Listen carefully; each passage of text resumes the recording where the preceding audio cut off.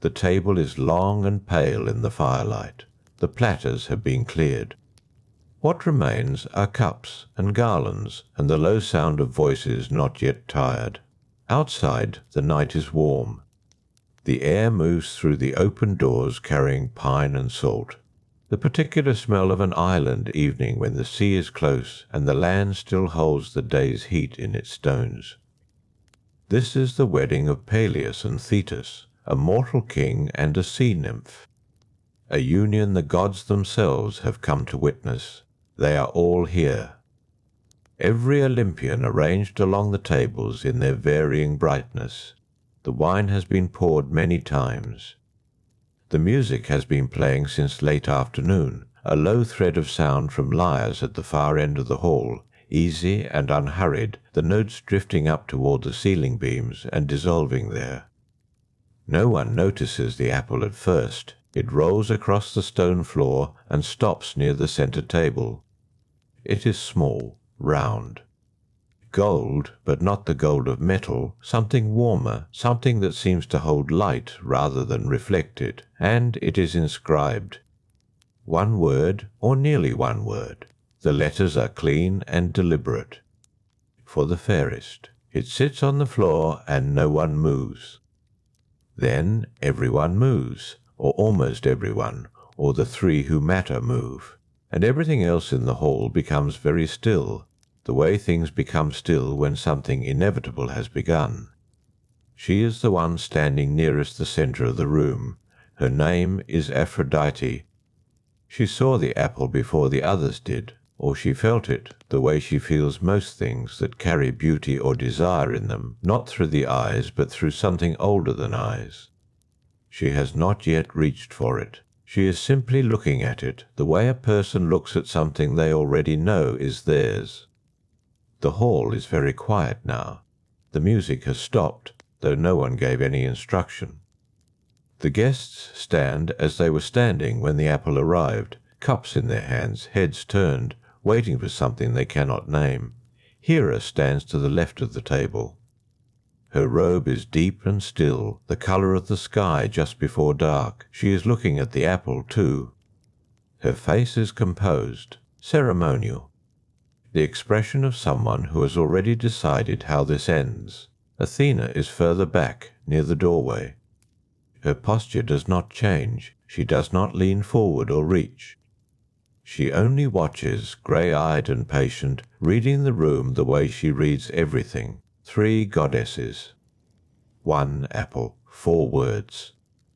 The night air moves through the doors again, lifting the edges of the garlands on the tables. A lamp sways. The apple does not move. Aphrodite steps toward it. It is not a dramatic step. It is quiet. Measured.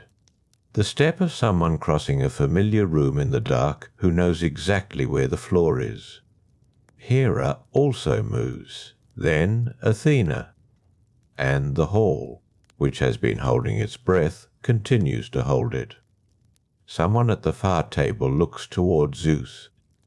He is seated at the head, his cup still in his hand, his expression the flat and careful expression of a man who understands exactly what is being asked of him and has already chosen not to answer. He does not look at the apple. He does not look at the 3 goddesses. He looks at the table in front of him. He will not judge this. He has decided that already. The knowledge is visible in the set of his shoulders, in the deliberate stillness of his hands. This will go elsewhere. This will go to someone with no stake in it, or no stake that matters yet, no long history with any of the 3, no reason to favour one over the others. Someone who can be persuaded, someone young, far away, alone on a hillside, with the sound of wind and nothing else to distract him. But that comes later. Now there is only the apple on the floor, and the 3 goddesses standing near it, and the quiet of the hall that has not broken.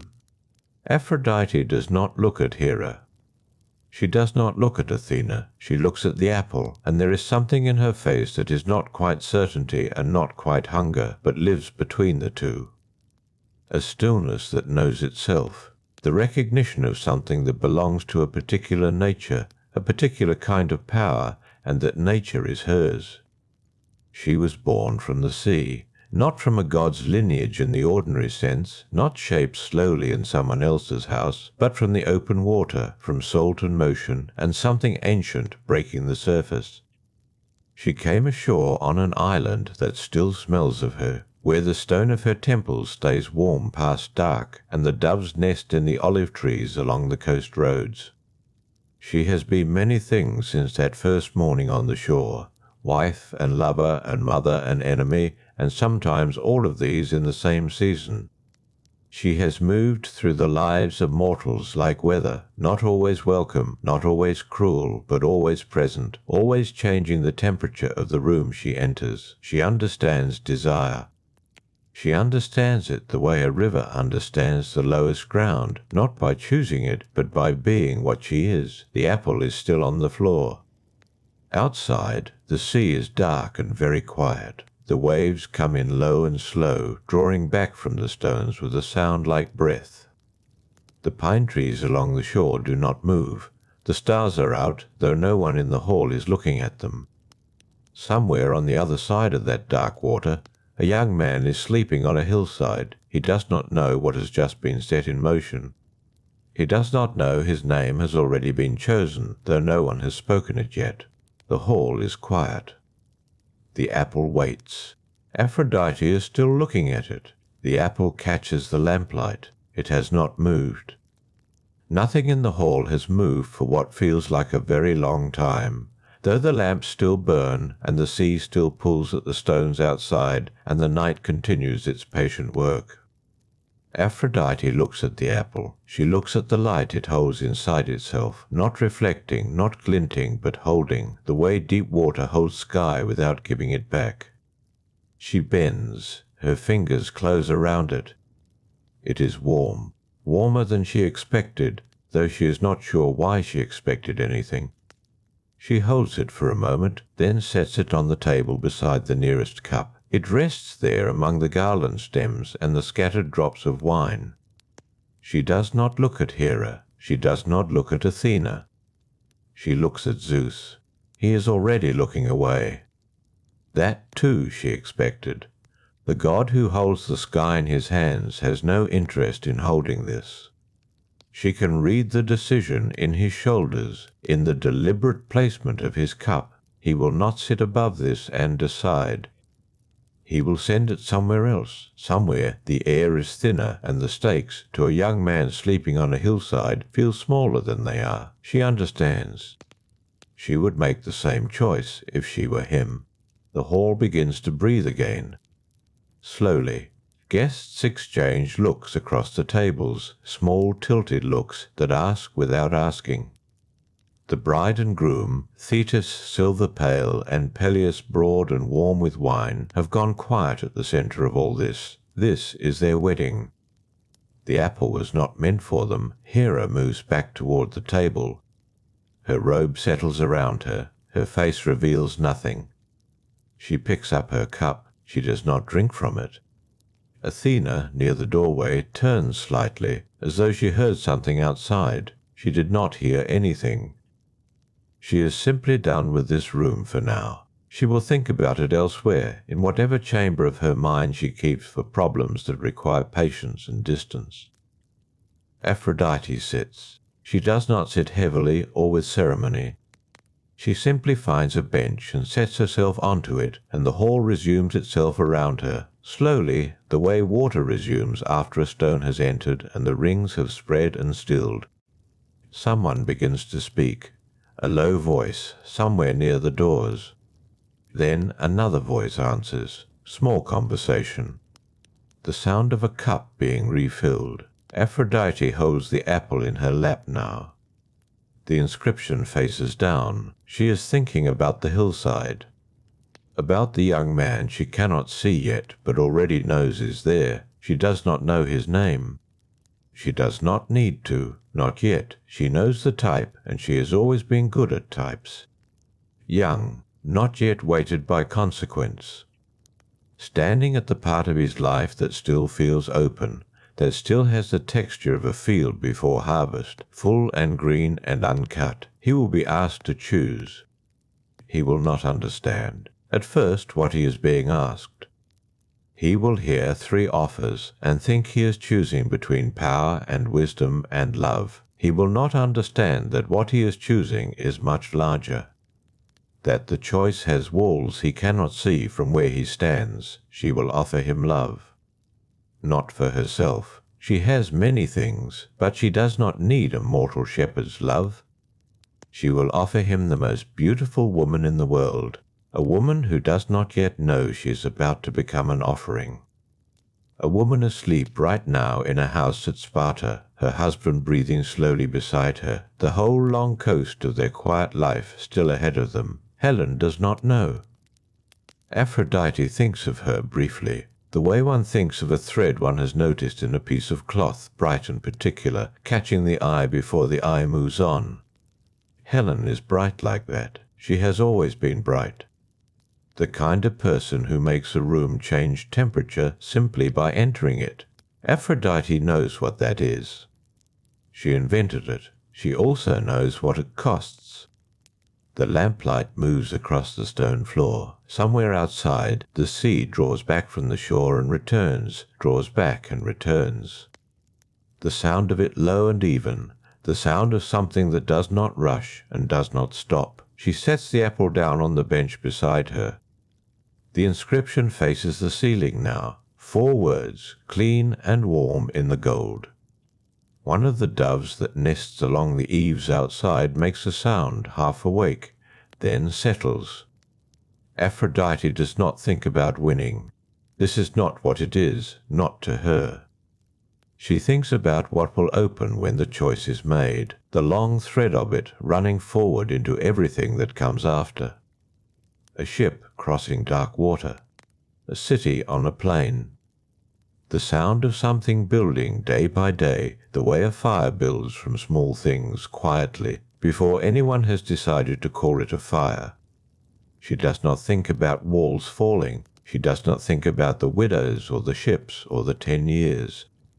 She thinks about the moment a hand reaches for another hand, that first moment. She has watched it 10,000 times across 10,000 years, and it does not become smaller with repetition. A hand reaching, a hand receiving, the whole world rearranging itself around that instant. This is what she is. This is what she holds. The hall is quieter now. The conversation is lower. The guests are settling into that late hour when wine and warmth begin their slow work, when the body remembers it is tired and leans toward whatever is soft and close. Hera's cup is still untouched. Athena is still near the doorway. Neither of them is looking at Aphrodite, but they are aware of her, she knows.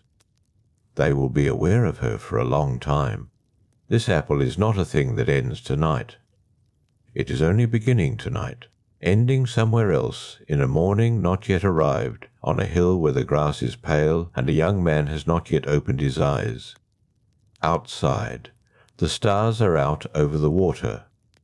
Somewhere far across that water, on a hillside above a valley, a shepherd sleeps beneath them. His breathing is slow. His hands are open. The dream he is having is ordinary. Goats and the sound of wind, and something warm in his chest that does not yet have a name. He does not know that 3 goddesses are standing in his future like stones in a shallow river, and that he will have to choose which stone to step on. He will choose. And when he does, something very old will begin to move. The apple rests on the bench. The sea sounds like breathing. Aphrodite looks at the lamp and watches the flame. And the flame does not waver. The flame does not waver. But the night does shift slightly, the way nights do in their last hours before dawn becomes a possibility rather than a rumour. The lamps are lower now. The hall has changed its quality. Softer, closer. The ceiling seems nearer, the walls warmer, the voices fewer and slower. Aphrodite rises from the bench without drawing any notice. She moves toward the far end of the hall, where a low doorway opens onto a covered walkway, and through the walkway the night air waits. She steps through. The air meets her, cool and salt thick, carrying the smell of deep water and the faint green smell of things that grow near shores. The sea is audible here without the hall's sounds around it. She can hear each wave arrive. The pause. The return. She stands at the edge of the walkway and looks out. Below the promontory on which the hall sits, the water is dark. Not black. Dark blue, the way very deep water is dark in starlight, holding its own light from somewhere below its surface. The stars above it are reflected there, and the reflected stars move with the water, breaking and rejoining, patient and unhurried. She watches this for a while. There are doves roosting along the eaves behind her. She can hear them, small adjustments in the dark, a feather shifted, a foot repositioned. They sleep as birds sleep, lightly, one part of them always listening. She has always liked this about doves. Their sleep is not surrender. It is a quieter form of attention. She leans against the stone column at the walkway's edge. The stone is cool beneath her hand, not cold. Cool, the way stone holds the temperature of the day and releases it slowly into the night, hour by hour, until by morning it is cold and the sun must begin its work again. This is what she notices. This is what she has always noticed. The small constancies. The patient, unremarkable systems by which the world maintains itself. A column of stone releasing warmth. A dove adjusting its weight in the dark. The sea going out and coming back. She thinks of Cyprus. She thinks of it often, in the way that a person thinks of the place where they first became themselves. The temple of Paphos sits on a headland not unlike this one. The sea is audible from every column there, too. The smell of myrtle hangs in the air near the entrance, where offerings are laid at the threshold, green branches and fresh roses. Soft and open, petals already beginning to release their scent into the warmth of the stone. Doves settle there as well. They come without being called. They always have. She has stood at those columns many times and looked at the same dark water, the same salt air, the same stars breaking apart in the waves below and finding themselves again. There is something at Paphos that is hers, in a way that Olympus is not hers, in a way that no hall full of gods and their arrangements can be hers. The temple is a place where the world simply agrees with what she is. The stone agrees. The sea agrees. The doves agree, settling on warm rock without hesitation, as though they have been waiting there since before she arrived and knew she was coming. She touches the column again. Smooth limestone, worked long ago by patient hands. Tomorrow, or in the next few days, she will return there. She will walk up the road from the harbour, where the fishing boats are pulled onto the shingle, and the air smells of rope and brine. She will pass the houses where the women weave in their doorways in the morning light, looking up and then looking back down at their work, the shuttle moving through the warp threads without pause. She will reach the threshold. She will find myrtle and roses laid there by someone who rose early to do it, someone who wanted something, or someone who only wanted to say that she had not been forgotten. She will step inside. The inner chamber holds a particular quality of shadow. Cool and deep, even when the sun outside is high and strong.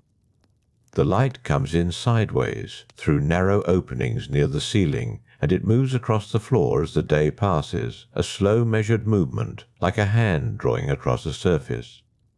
The altar stone at the centre has been worn smooth by years of touch, by foreheads pressed against it, by palms laid flat in the posture of asking. She knows every stone of it. She also knows what the people bring there, not just myrtle and roses. They bring the things they cannot say to anyone else. A woman who has waited 3 years for love to arrive. An old man who wants to feel before he dies that something still moves in him. A young person who has felt it for the first time and does not understand why it undoes them so completely, why a face glimpsed across a courtyard can make the whole day feel differently weighted. They come and they lay their questions down on stone and they go home, and sometimes the answer comes and sometimes it does not, and either way. The sea is still audible from every column of the temple, still pulling back and returning. She knows what they are asking for. She has always known. The apple is inside, on the bench. It is still there. She did not carry it out with her, and she does not need to. It is what it is, whether she holds it or not. The inscription faces up. 4 words catching the lamplight from across the room. She turns back toward the water. Below, the sea reflects a long, pale bar of light from the low-hanging moon. The reflection does not hold its shape. It stretches and narrows with each wave, stretches, narrows, returns. She watches her own face in the water, distorted, moving, not quite itself the way faces look in any surface that breathes. She does not look away. She has seen her face reflected in water more times than she could count, and it has never told her anything she did not already know. But there is still something in the looking, something in the act of watching a face that is yours and is also only an impression, a version of you made from water and light. That shifts with the surface and cannot hold still. She watches until the reflection breaks and reforms and breaks again. Then she straightens. She turns back toward the hall. The doves are quiet behind her. The hall is quieter still. The sea continues below, slow and even, drawing back from the stones and returning to them, the way it has since before the hall was built, since before the promontory had a name. She steps back through the low doorway. Inside, the lamps are lower than when she left. Most of the guests are settled now, cups resting on tables. Voices that have dropped to murmurs and then to silence. Thetis and Peleus are still at the high table, their hands close but not touching, the space between them warm. Aphrodite returns to her bench. The apple is where she left it. She sits. She does not pick it up. She rests her hands in her lap and looks at the hall, at the low light crossing the stone floor, at the still cups and the quiet figures and the wedding that has become. In this late hour, simply 2 people sitting near each other in the warmth. The sea draws back below. Returns. Somewhere across the water, a shepherd sleeps on a hillside, hands open, dreaming of nothing in particular. He will wake in the morning. He will go about his day. He will not know, not yet, that the morning he is sleeping toward is the morning that will divide his life. The sea was still when it began. Not the sea as it is now, below the promontory, audible and dark and pulling back from the stones in its patient way. An older sea. A sea before names had settled on things. Before the promontory existed, before the hall above it, before any stone had been laid by any hand. That sea was warmer. Or perhaps warmth is not the right word. It held things differently. It moved differently, without the restlessness that water carries now, as though it had not yet learned the habits of tide and return. It moved instead with a kind of deliberate intention, the way a body moves when it is carrying something carefully. The water was very old and very deep. It had been receiving things from above for a long time. When the blood of Uranus touched the surface, the sea did not react the way water reacts to disturbance.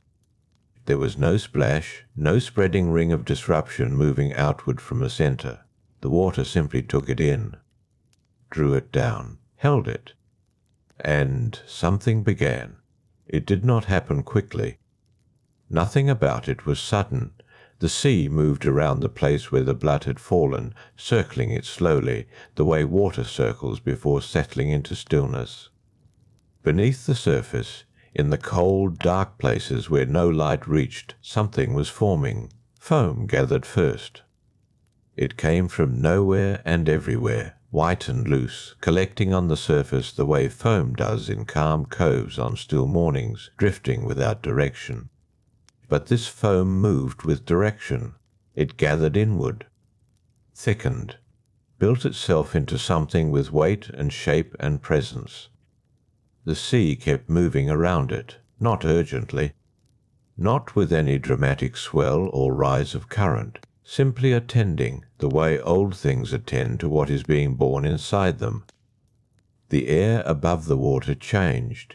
It took on a quality of salt more concentrated than before, a saltiness that was almost sweetness.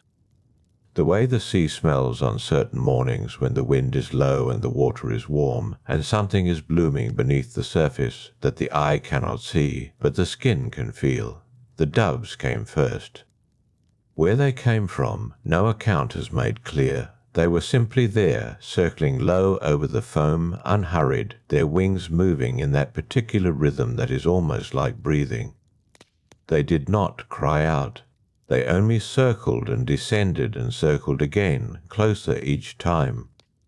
And from the foam she rose, not dramatically, not with the full force of a god making an entrance into the world. She rose the way the surface of still water rises when something underneath it moves upward slowly and without disturbance. Her feet touched nothing at first. She was still part of the water, or the water was still part of her. The surface tension unbroken around her, as though the sea did not want to release her completely. Then it did. She stood on the water. The foam was beneath her and around her, white and loose and very still. Her hair was wet, pressed close to her face and neck, dark with the sea.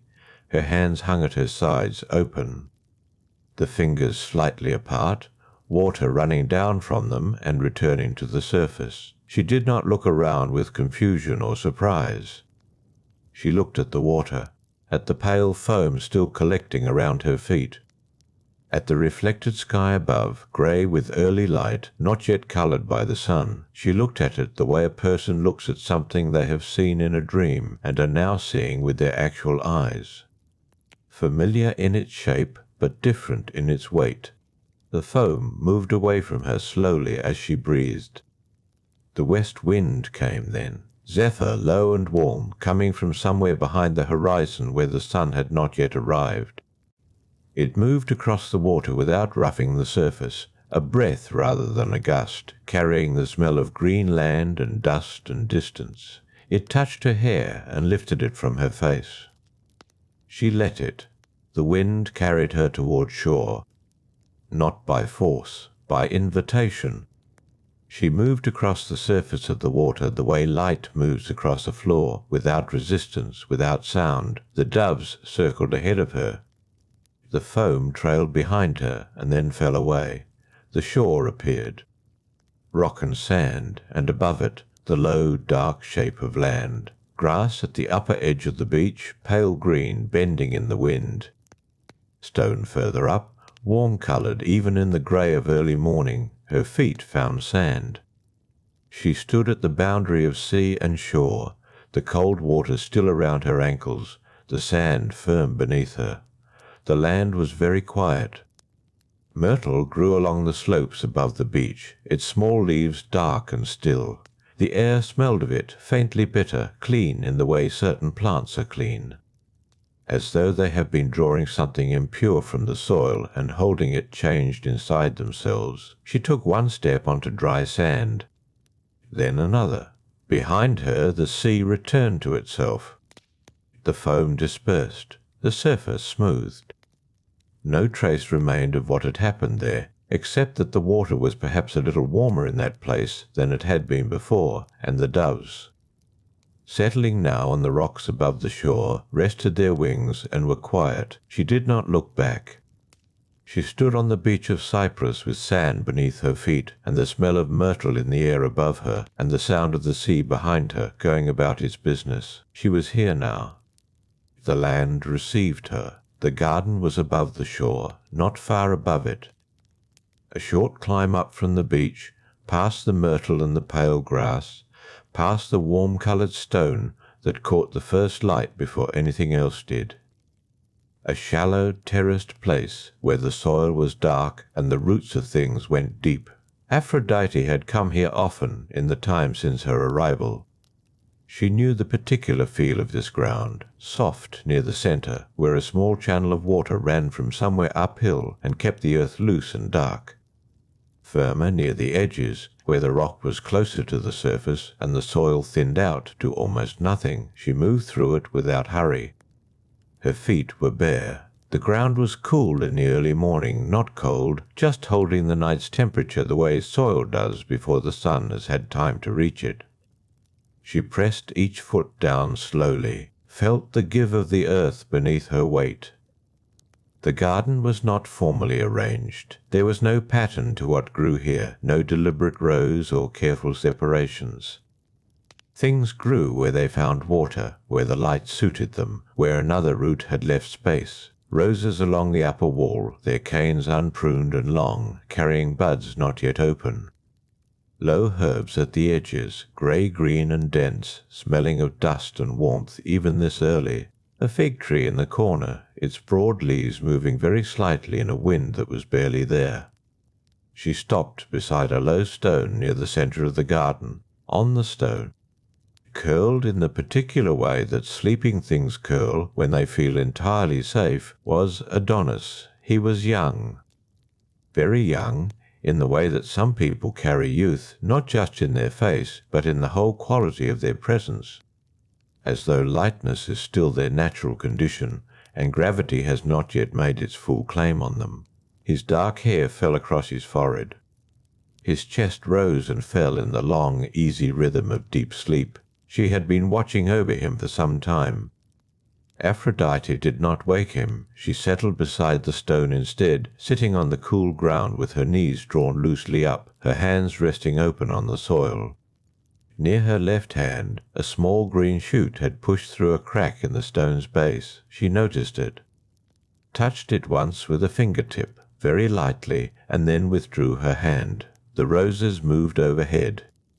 Their fragrance came and went with a slight variation in the air, present one moment and faint the next, as though the morning itself was breathing in and out. She watched his face. There was something in it she did not entirely understand, even now. She had seen many faces. She had moved through the world since before most of what existed had found its names, and she had looked at more faces than could be counted or recalled. But this one held her attention with a simplicity that more elaborate things did not. He was mortal. She knew this. She held it without resistance, the way a person holds a truth that is neither good nor bad, but simply present, real in the way stone is real, in the way the smell of myrtle is real. He had been born in difficult circumstances she would not think about now in the early quiet of the garden. He had been brought to her small and unformed, still needing everything. She had given him this place, this soil, this cool morning air. She had not planned to love him. That was perhaps the most truthful thing that could be said about it. She had not arranged it, had not moved toward it with intention. It had simply formed, the way the foam had formed on the surface of the sea, not because anything decided it should, but because the conditions allowed it, and it came. A bird called from somewhere on the slope above, once, and then silence. Adonis shifted in his sleep. His hand moved, opened slightly against the stone, and then was still. Aphrodite looked at his open hand. She had watched those hands grow from small and unsteady to what they were now. She had watched him learn to hold a cup without spilling it, to press his palm flat against warm stone, to move through the world with the particular carefulness of someone who has learned to pay attention. She had watched him learn to run, to climb, to move through the low brush of the hills above with a quickness that still surprised her. She would have preferred he stay in the garden, not out of cruelty, not to confine him. She would have preferred it the way you prefer the morning to be long before the day requires something of you. She would have preferred it because the garden was safe, and the hills above were less so, and Adonis did not yet understand the full weight of what the hills contained. He would learn or he would not. That she could not control. The thread of him was his own. The sun was beginning now. Not visible yet, but present in the change of the light, the grey giving way to something warmer. The tops of the roses caught it first, the highest buds going from dark to a colour that was almost copper before settling into the red she recognized. Aphrodite reached into the soil beside her. Not with any purpose, only with the movement that comes when the hands want something to do while the mind is still. She pressed her fingers in up to the knuckle, feeling the moisture and the cool, the small resistance of roots passing through. She held her hand there. The soil smelled of rain that had fallen 2 days before, of the deep, complicated smell that old earth carries. Mineral and organic, and something else beneath those two, something that had no name because it was simply the smell of things continuing. She withdrew her hand slowly, brushed the soil from her fingers onto her knee. Adonis was waking. She saw it in the small changes before the eyes opened, the change in his breathing, the slight movement of the muscle below his ear, his hand closing against the stone and then releasing again. He opened his eyes and looked at the sky. Then he turned and saw her sitting beside him, her hands loosely clasped, her hair loose and not yet dressed, and he did not look surprised. He looked the way people look when they wake to something that is exactly where they expected it to be. He said her name. She did not answer immediately. She looked at him once more the way she had been looking at him while he slept, as though to hold the shape of this moment, the morning light on his face, the rose smell in the air, the soil still faintly dark on her fingers, before the day moved forward and required other things of them. Then she spoke to him, low and ordinary, about the morning, about the bird she had heard, and the roses, and the small shoot coming through the crack in the stone near his head. He looked at the shoot, touched it the same way she had, with one careful finger. The sun reached the garden. The warmth came across the garden in a slow, uneven way, first to the roses along the upper wall, then across the open soil, then to the flat stone where Adonis sat up, pressing both palms to the rock behind him. He looked at the garden the way he always looked at it in the early morning, without hurry, taking in the fig tree, the herbs along the lower edge, the small water channel catching its first light. His eyes moved over all of it with the particular attention of someone who has learned that a place rewards looking. Aphrodite watched him look. There was something she had come to understand about him, in the months since he had grown tall enough to sit without her needing to position him. He did not take the garden for granted. Some mornings she had arrived to find him already awake, already sitting with his knees drawn up, already engaged in this quiet inventory of what was present and what had changed overnight. He asked about the roses, whether the buds would open today. She looked at them. The highest ones had colour now, the copper she had watched resolve into red as the sun arrived, but they were still closed. Not today, she said. Perhaps tomorrow. He accepted this without complaint. He shifted forward on the stone, dropping his feet to the cooler ground below, and sat that way for a moment, testing the temperature. Then he stood. He was taller than she thought of him each time. She carried some older image of him, and the current one surprised her with small increments she had not tracked. He walked toward the water channel. It was narrow, running along the low side of the garden, fed by something above. The water in it moved without sound, dark and slow. He crouched beside it, trailing 2 fingers through, watching the small disturbance he made. Aphrodite rose from the ground, brushed the back of her robe. She did not move toward him yet, only watched from where she stood. There was something she had been meaning to say, something about the hills, about the upper slopes, and what moved through them when the season turned drier and the animals grew bolder in their search for water. She had been holding this particular conversation at a careful distance, uncertain of how to enter it without seeming to contain him. He pulled his fingers from the water. He turned and looked at her, as though he had felt her attention. She met his eyes. There was a directness in them that she recognized as his own, something he had not learned from her but had arrived with. He was not a reflective surface. He did not simply show her what she expected to see. He looked back with his own particular quality of regard, steady and unhurried. She crossed to him. She sat down at the edge of the water channel, on the firmer ground where the soil gave way to stone. He came back and sat beside her, close but not touching. Comfortable in the way two people are comfortable when proximity has become ordinary, the water moved past them. She began with the garden, with the shoot they had both touched that morning, and what it might become if it had room to grow. She talked about the fig tree dropping leaves later in the season, and how the light would change in the lower corner when that happened. She talked about these things, the way she talked about most things with him, without purpose, without a conclusion she was building toward. He listened. She had always valued that in him, not a performed listening, not the careful attention of someone waiting for a pause.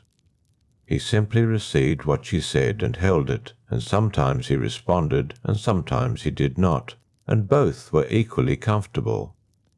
Then she turned. She said there was something she wanted him to know. Something about the hills. He looked at her and waited.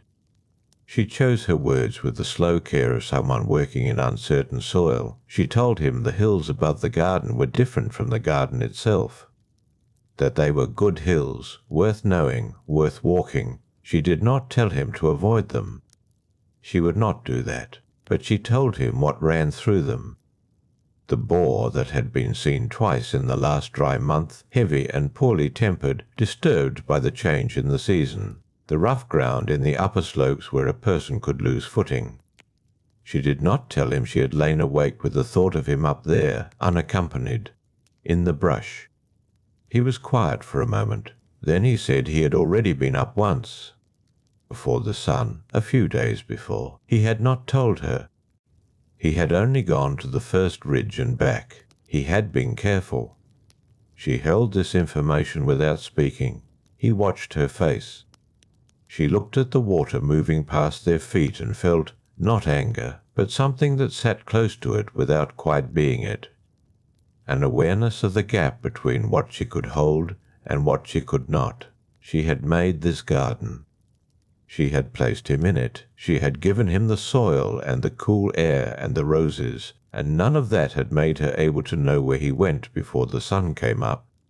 He said her name again, the way he had said it when he woke, plainly, without appeasement. She looked at him. He was not asking permission for anything. He was not apologizing. He was only sitting beside her in the morning light with his wet fingers drying on his knee, looking at her with that direct, unhurried attention, as though the distance between what she feared and what he was doing was something they could hold together without resolving. She exhaled. She told him to be careful on the upper slopes, to go in the morning, not the dry afternoon, to take note of where the brush was dense. He nodded. He reached down and pressed one hand flat against the stone beside him, the same movement she had seen him make on the flat rock near his sleeping place. Feeling the warmth the sun had given it, she rested her hand near his. Not touching, near. The water channel moved past them both. The fig tree cast a loose, shifting shadow across the lower corner of the garden. A dove settled somewhere above the roses, invisible but present in the sound it made. Aphrodite did not look toward the hills. She would, later. She knew she would.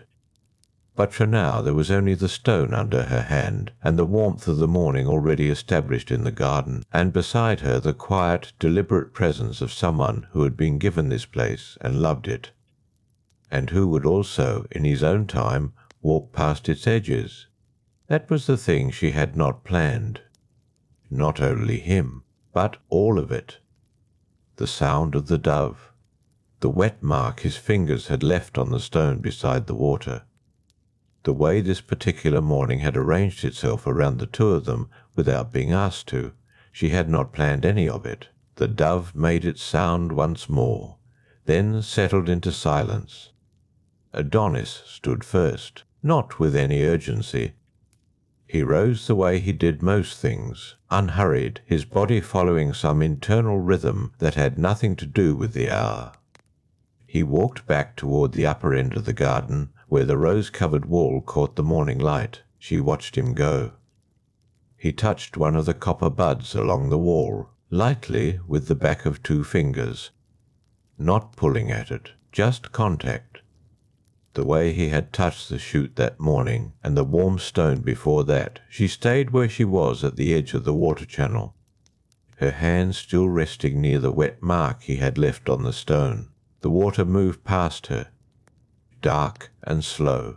The light had shifted in the time they had been sitting there. The fig tree's shadow had moved a hand's width across the lower corner. The garden was doing what gardens do in the morning, receiving the sun incrementally, warming in stages, working through its own quiet processes without any help from her. She thought about the morning she had brought him here, how the gate had sounded when she opened it, the way he had walked through without hesitating, as though he already understood what the place was. He had gone straight to the fig tree and put his hand against the bark. She had not expected that. She had expected wonder or gratitude, or the particular stillness of someone receiving a gift they did not know how to hold. She had seen all of those things in people given something large and sudden. He had gone to the fig tree. She looked at her own hand now resting on the stone. The warmth had come all the way through from the sun's side. She could feel it in her palm. This was the thing about the garden. She had built it knowing what she wanted it to contain. The roses, the water, the fig tree's particular quality of shade, the herbs that released their smell when the morning air moved across them. She had arranged all of it with attention, with care, with the long patience of someone who understands what conditions are needed for growth. And then she had placed him inside it, and he had become something the garden had not been before he arrived. She could not have said exactly what that was. Not warmth, the garden already had warmth. Not life, it had always been alive. Something more precise than either of those words. Something that had to do with the way a space changes when it is used by a particular person. The flat stone near his sleeping place had taken on a different quality simply from his habit of pressing his palm to it each morning. The water channel ran the same course it had always run, but she was aware of it differently now because he was aware of it. She had not anticipated that. Being changed by what she had made. Adonis came back from the upper wall.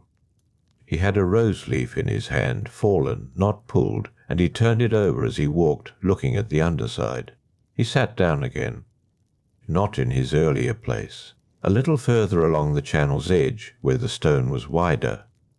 He held the leaf up briefly, and the morning light came through it. The green was very clean.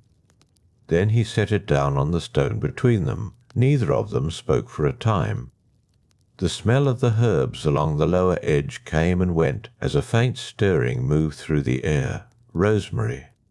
Something sharper underneath it. The cool of the earth still in the lower beds, not yet warmed through. He said the rose would open by afternoon. She looked at the buds along the upper wall. He was right. The copper was thinning at the outer petals. A little more heat, and they would begin to part. She said she had seen them take 3 days to open, some years, when the mornings stayed cool. He said he had noticed that the cooler the morning, the slower the flower. She looked at him sideways, wondering when he had begun to track such things. He turned and caught the look on her face, a quiet recognition in his expression, not quite amusement. He understood what she was thinking. She said nothing. He picked up the leaf from the stone between them and spun it once by its stem, then set it down again. The dove above the roses shifted its weight. A rustling. Then quiet again. She thought about what lay beyond the wall above the roses. the slope that began where the cultivated ground ended, the dry brush, the particular quality of silence that came from open hillside in the early morning, not the garden stillness, which was enclosed and deliberate, but a wider silence, one that had no edges. He had been in that silence, before the sun, on his own. She felt again what she had felt earlier, not anger. The other thing, the awareness that some part of his life moved outside what she could see, and that this was simply true, and that no amount of attention on her part would change it. She had known this before the garden. She had known it in the abstract way one knows the facts of things not yet encountered. She knew it differently now.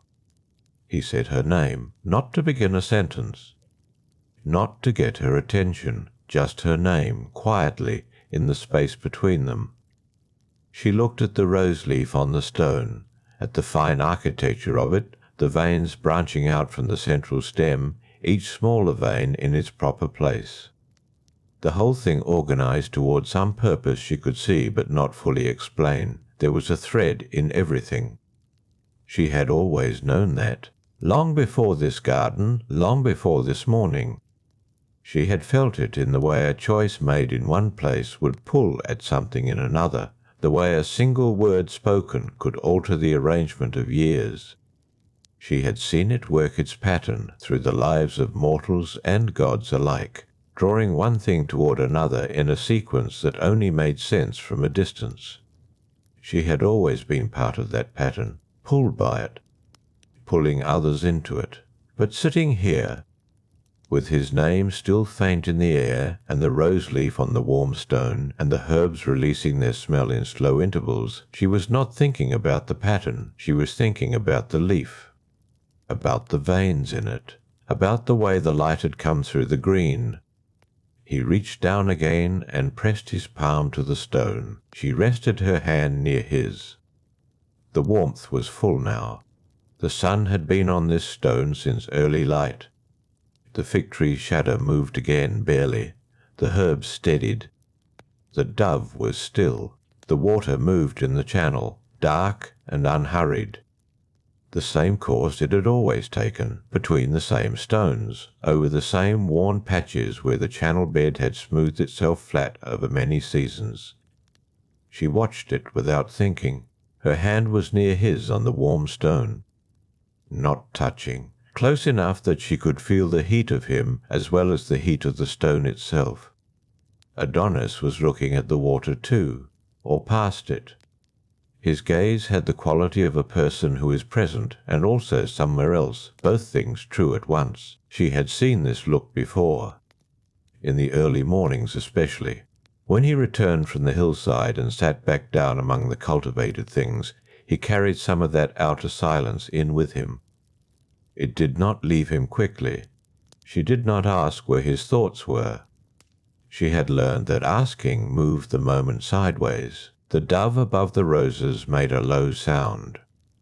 One note, then nothing. She lifted her hand from the stone and rested it in her lap. There was something she had been holding since he said her name. Not a question. Not quite a feeling. A kind of awareness that sat in the chest without demanding anything. She let it sit. Beyond the walls of this garden, she knew it because she had always known it, there were islands where women woke to the smell of the sea and went about their days without thinking of her. Not from intention, simply from the way attention narrows when life is close and ordinary. The domestic things crowded out the rest, the bread to be made, the cloth on the loom, the small complaints of children, the longer complaints of husbands. She understood how this happened. And yet when it continued long enough, something shifted, not in her, in the world between them, in the unattended space where a relationship with the sacred, tended daily, kept certain things in balance.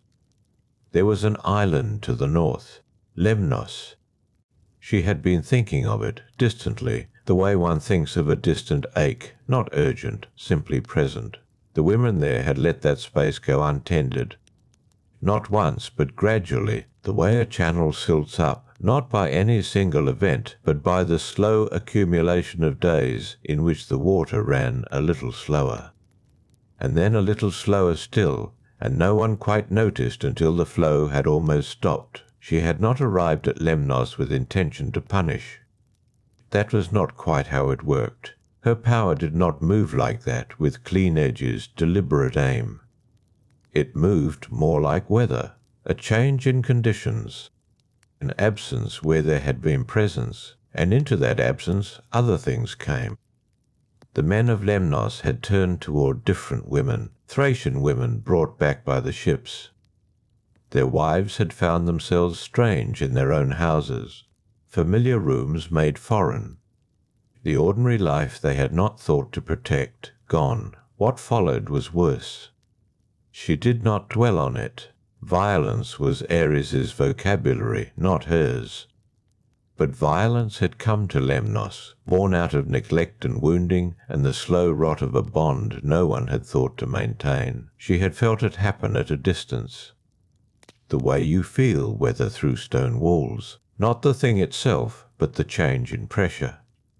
She looked at the rose leaf still resting on the stone between her and the channel's edge. Her power worked through connection, through the tissue of what held people to each other, and to the things beyond themselves that gave the daily life its meaning.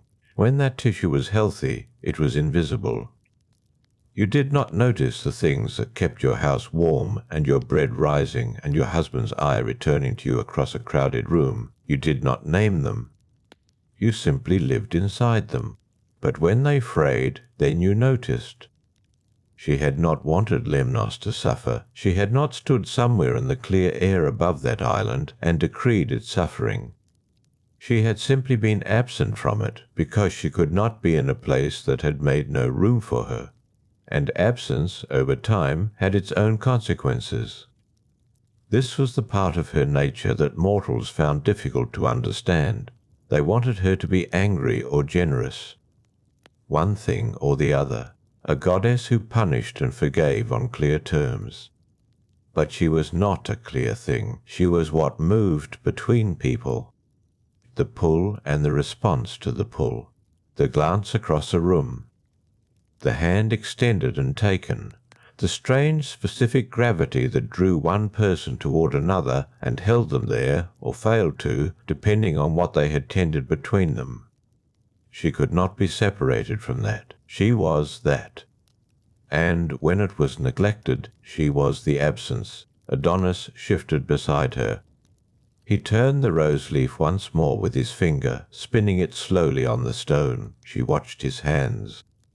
The particular sureness of them, the way he had learned the garden's particular rhythms without being taught, which plants needed less water than they seemed to want, which ones needed more. He had learned this because he had paid attention, because he had been present here, day after day, in the ordinary repetition of mornings exactly like this one. She thought of the thread she had felt earlier, the one that ran through everything, pulling one moment toward the next. She had never been able to sit entirely outside that thread. Even here, even in this enclosed and private space, the world beyond the wall was present. Lemnos was present. The Trojan plain was present, already beginning to assemble itself out of a promise not yet made. The hillside beyond the upper wall was present, with its wider silence. But the thread also ran through here, through the rose leaf on the warm stone, through the smell of rosemary lifting and settling, through the dove that had not moved from its place above the copper buds. The thread did not prefer one place over another. It ran through everything. Great distances and small ones, battlefields and gardens. She had spent most of her existence moving along it, pulling others toward each other, being pulled herself. The apple, the judgment, the war, the son she had shielded on the battlefield, her wrist still carrying the memory of the wound, all of it connected, all of it the same thread, viewed from different distances. Here the thread was fine and close, almost invisible in the ordinary light of mid-morning, but it was the same one. Adonis said the shadow had moved. She looked. The fig tree's shadow had shifted further across the lower corner, longer than she had thought. The morning had been moving without either of them marking it. She said he was right. It had moved further than she expected. He looked up at the buds along the upper wall. The copper at the outer petals had thinned a little more. A pale line was visible now at one or two of them, where the colour was giving way. He said they might open before afternoon at this pace. She looked at them. He might be right about that too. The dove made its low sound again. One note, then the rustling of wings, brief and soft, as it settled more firmly into its place above the roses. The water ran in the channel. The herbs breathed out their slow smell. The stone held its warmth between them, unhurried, as it had held it all morning. The rose-leaf had not moved. It rested where it had rested all morning, between her hand and the channel's edge, still and small on the warm stone. She let it rest there. Her thoughts had drifted back, the way they sometimes did without invitation, to a hillside she had not thought about in some time, Mount Ida. The dry grass. The sound of sheep somewhere below, distant and ordinary, indifferent to what was happening further up the slope. Paris had been sitting on a flat stone when she arrived. Hera was already there. Athena stood a little apart, her grey eyes level, measuring. The three of them had come separately, and yet arrived together because the thread had pulled them all to the same point, as threads do. The apple was already in Paris's hand. He had been holding it for some time by then. His fingers moved across the inscription without reading it again. He had read it already. He knew what it said. She had watched him rather than the apple. He was a young man, lean, with a shepherd's quietness about him. His eyes were careful. Not calculating, not exactly, but careful in the way of someone who had grown up in a place where misjudging distance cost you. A shepherd learns early. The wrong foothold. The wrong valley. The gap between what a day looks like and what it becomes.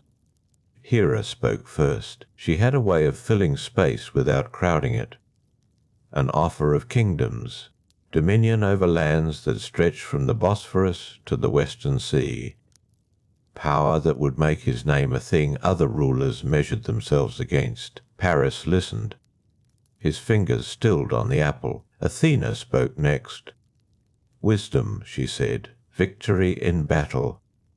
The kind of glory that outlasts stone and dynasty, that lives in the mouths of poets for 1,000 years. She did not embellish it.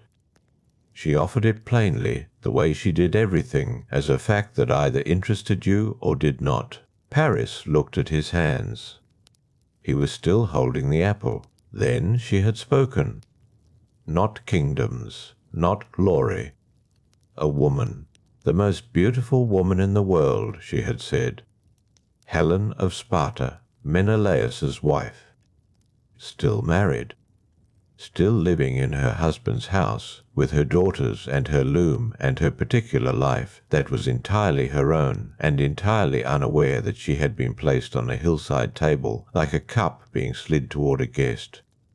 Even now, in the garden, in the mid-morning warmth, she felt the weight of that moment settle in her chest. She had known what it would unspool. She had known it the way you know weather through stone walls. Not each individual event, not the names of every soldier who would die outside Troy's gates, or the particular morning the walls would finally give, but the shape of it, the general, terrible shape of a world pushed off its balance. She had spoken the offer anyway. This was the part mortals could not easily hold in their minds when they tried to understand her. They wanted to believe she had not known, or that she had known and not cared. Both explanations were simpler than the truth. The truth was that she had known and had made the offer regardless, because the thread ran through her too. She was not only the one who pulled others toward each other, she was also pulled by the logic of what she was. by the way her nature moved, always toward connection, even when connection meant collision. Paris had turned the apple in his hand one final time. He had looked at Hera.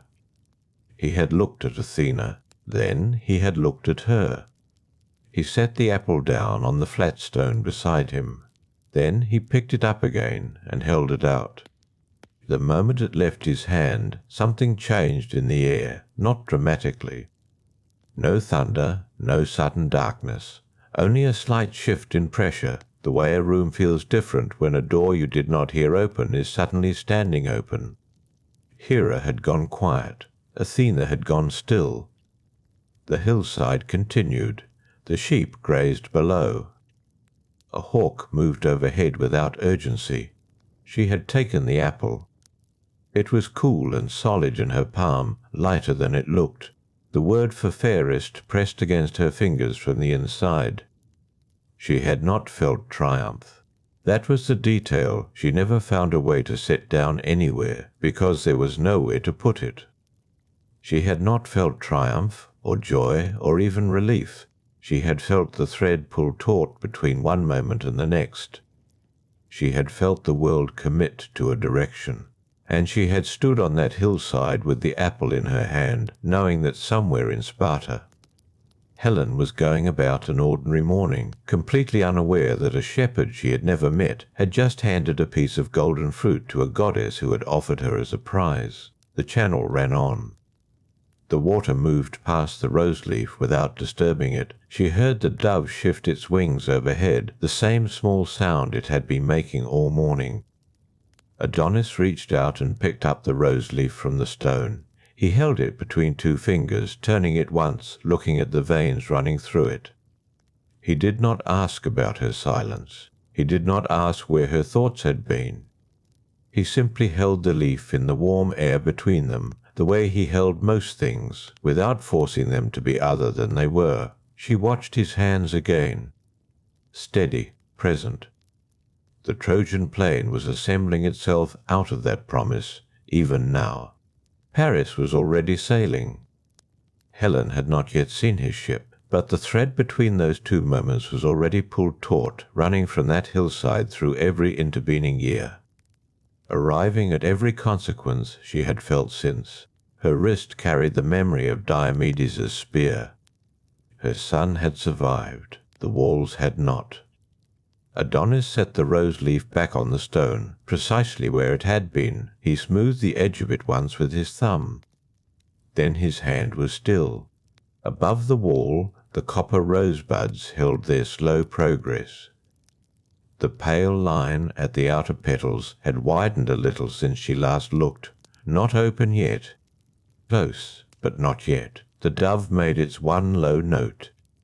The rosemary breathed. She did not try to hold the hillside in her mind any longer. It was already part of what had made this morning possible. The thread ran through it. It ran through here, through the smell of warm stone and the water moving past, and the man beside her setting a rose leaf back exactly where he had found it. The water in the channel caught a piece of morning light. It held it for a moment, then let it go. She was thinking about a forest, not the hillside on Ida, with its dry grass and distant sheep. A different place entirely, a forest at the low edge of a mountain where the trees grew close together and the ground between them was soft with old leaves. She had walked there many times in the years before. She had walked there with him. Adonis did not move beside her.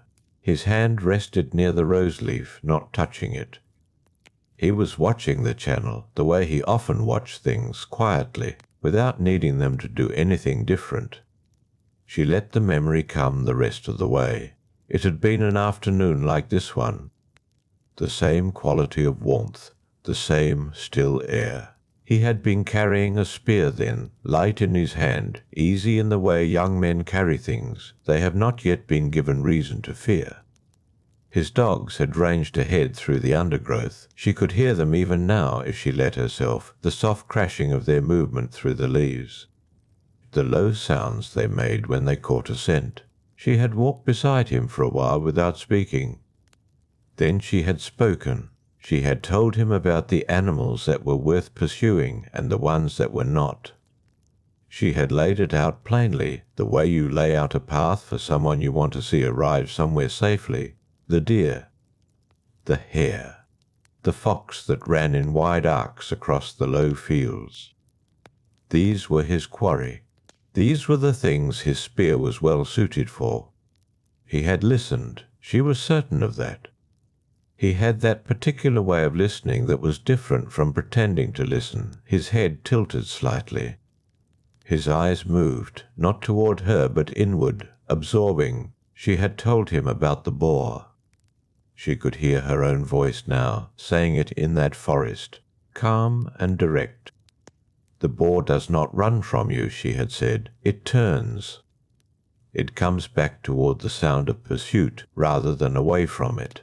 There is no angle from which your spear is long enough. He had looked at her then, not dismissively. He had not laughed or shrugged or done any of the things that young men sometimes did when warned against themselves. He had only looked at her with those steady eyes and nodded once. She had believed the nod. That was what she held now in the warmth of the garden. Not regret. Not the specific moment that came after, which was its own separate thing. What she held was the afternoon itself, the smell of the forest, which was different from the smell of the garden here, damper, darker, with the mineral quality that came up from the soil. The sound of his dog somewhere ahead, the weight of the spear in his hand, which she had watched him carry easily. The way you watch someone carry something precious while thinking about what you already know. The dove above them shifted again. The same low note. She had loved that afternoon. She had loved being in the forest with him, saying the thing that needed to be said, watching him receive it. There had been a kind of equilibrium to it. The trees on every side, the dogs working the undergrowth, the spear held loosely, her voice and his listening, and the path through the forest continuing ahead of them both. The water moved past in the channel. It carried a small piece of grit along the bottom, nudging it forward without force. Adonis turned his head slightly toward the rosebuds above the wall. His profile was still in the light. He did not look back at her. What she remembered, more than the warning itself, was the walk back. They had gone deeper into the forest first, following the dogs, and then turned back as the light changed. The afternoon had cooled slightly. The leaves overhead had gone from bright to a darker green. She had walked beside him without urgency, without pulling the moment toward any particular end.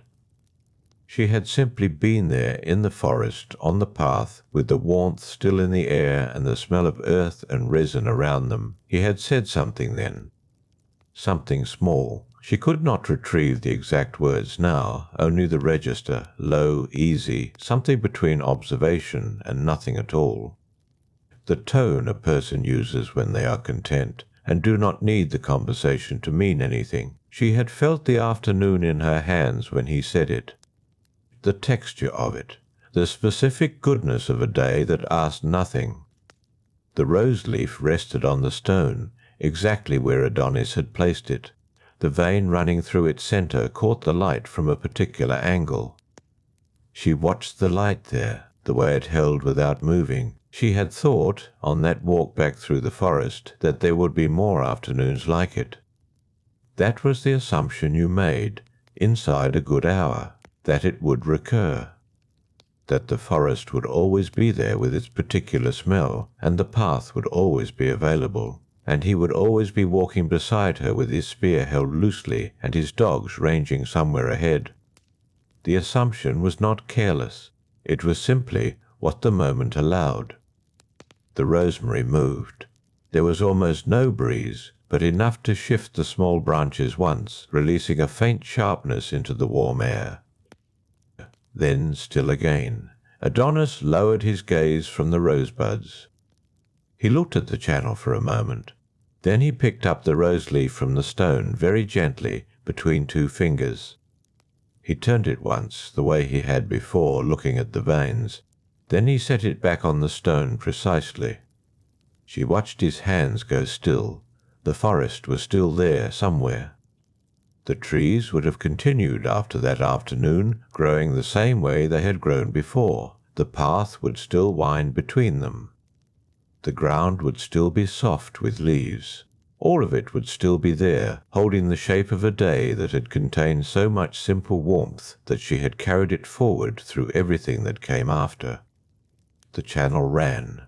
The dove breathed above them. The copper buds above the wall held their slow, patient progress toward open. She did not reach for the rose leaf. She only looked at it resting on the warm stone, and let the afternoon in the forest stay where it was, behind her, complete. Its own thing, not requiring anything more from her now than the quiet act of remembering it. The rose leaf caught the light the same way it had before. She looked away from it. The garden held its warmth. The channel ran its quiet course. Adonis was still beside her, his hands resting on the stone, unhurried. Something had shifted, though. Not in the garden. The garden was the same. Not in him. He had not moved. It was something at the edge of the air, a slight change in the quality of the stillness. The dove above them went silent. She noticed it the way you notice a sound stopping. The absence of the note where the note had been. Adonis did not look up. His gaze remained on the channel. The water moved past, carrying its small piece of grit along the bottom, the same as it had all morning. But she had turned her attention outward, away from the forest memory, away from the rose leaf and the warm stone. She was listening to the quiet in a different way now. Ares was there. He was not in the garden. He had not entered through the gate or stepped over the low wall where the copper rosebuds were opening. He was simply present in the way that certain forces are present before they declare themselves, a pressure at the edge of things. She did not move. This had happened before. Not in this garden, not in this particular light, but the shape of it was familiar. Ares arrived this way. Not slowly, not gently. He arrived by displacement. The air around him arranged itself differently than it had a moment before. She had known from the beginning that he would not simply allow this. The morning had been so quiet. The channel, the rosebuds, the dove's low note. Adonis turning the leaf between his fingers, setting it back precisely. All of it had carried the quality of an ordinary day, which was what she had wanted for it. An ordinary day in the garden, the smell of the water, the warmth of the stone. Ares did not see it that way. He had never seen these things the way she saw them. She stood. Adonis turned his head. He looked at her, not with alarm, with attention. He was watching her face the way he had watched her in the forest when she was speaking about the boar. That still, direct attention. She did not explain. There was nothing to explain that he would not already understand in his particular way. He was young, but he was not unknowing. She walked to the wall, on the other side of it.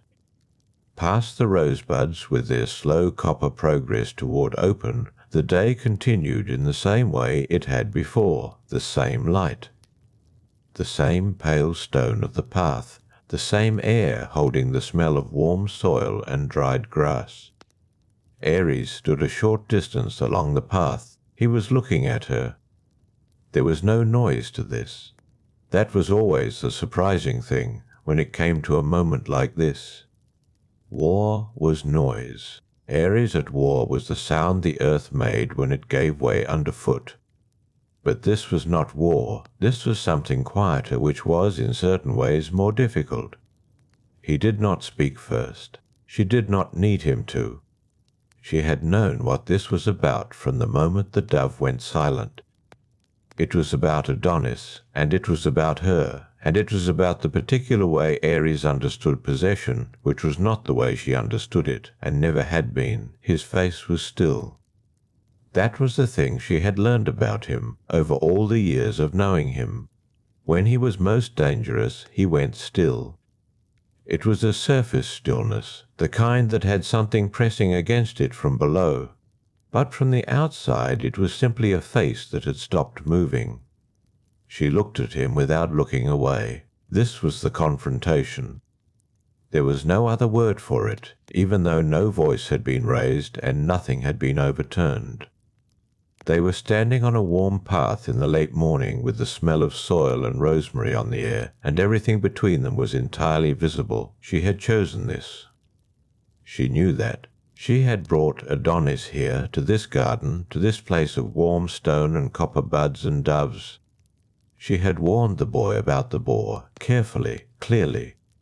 She had walked with him in the forest, and felt the specific goodness of that afternoon, and believed, with the quiet certainty she usually reserved for things she already knew, that it would be enough. Ares had waited. He was patient in a way that people did not always credit him with being. The patience was not gentle, it was simply a different form of force. She kept her voice level when she spoke. The words themselves were small. She told him that the garden was hers, that the path was hers, that what grew here and what she chose to tend here was not a matter she would discuss in this way. Ares listened. He did not agree. She could see that.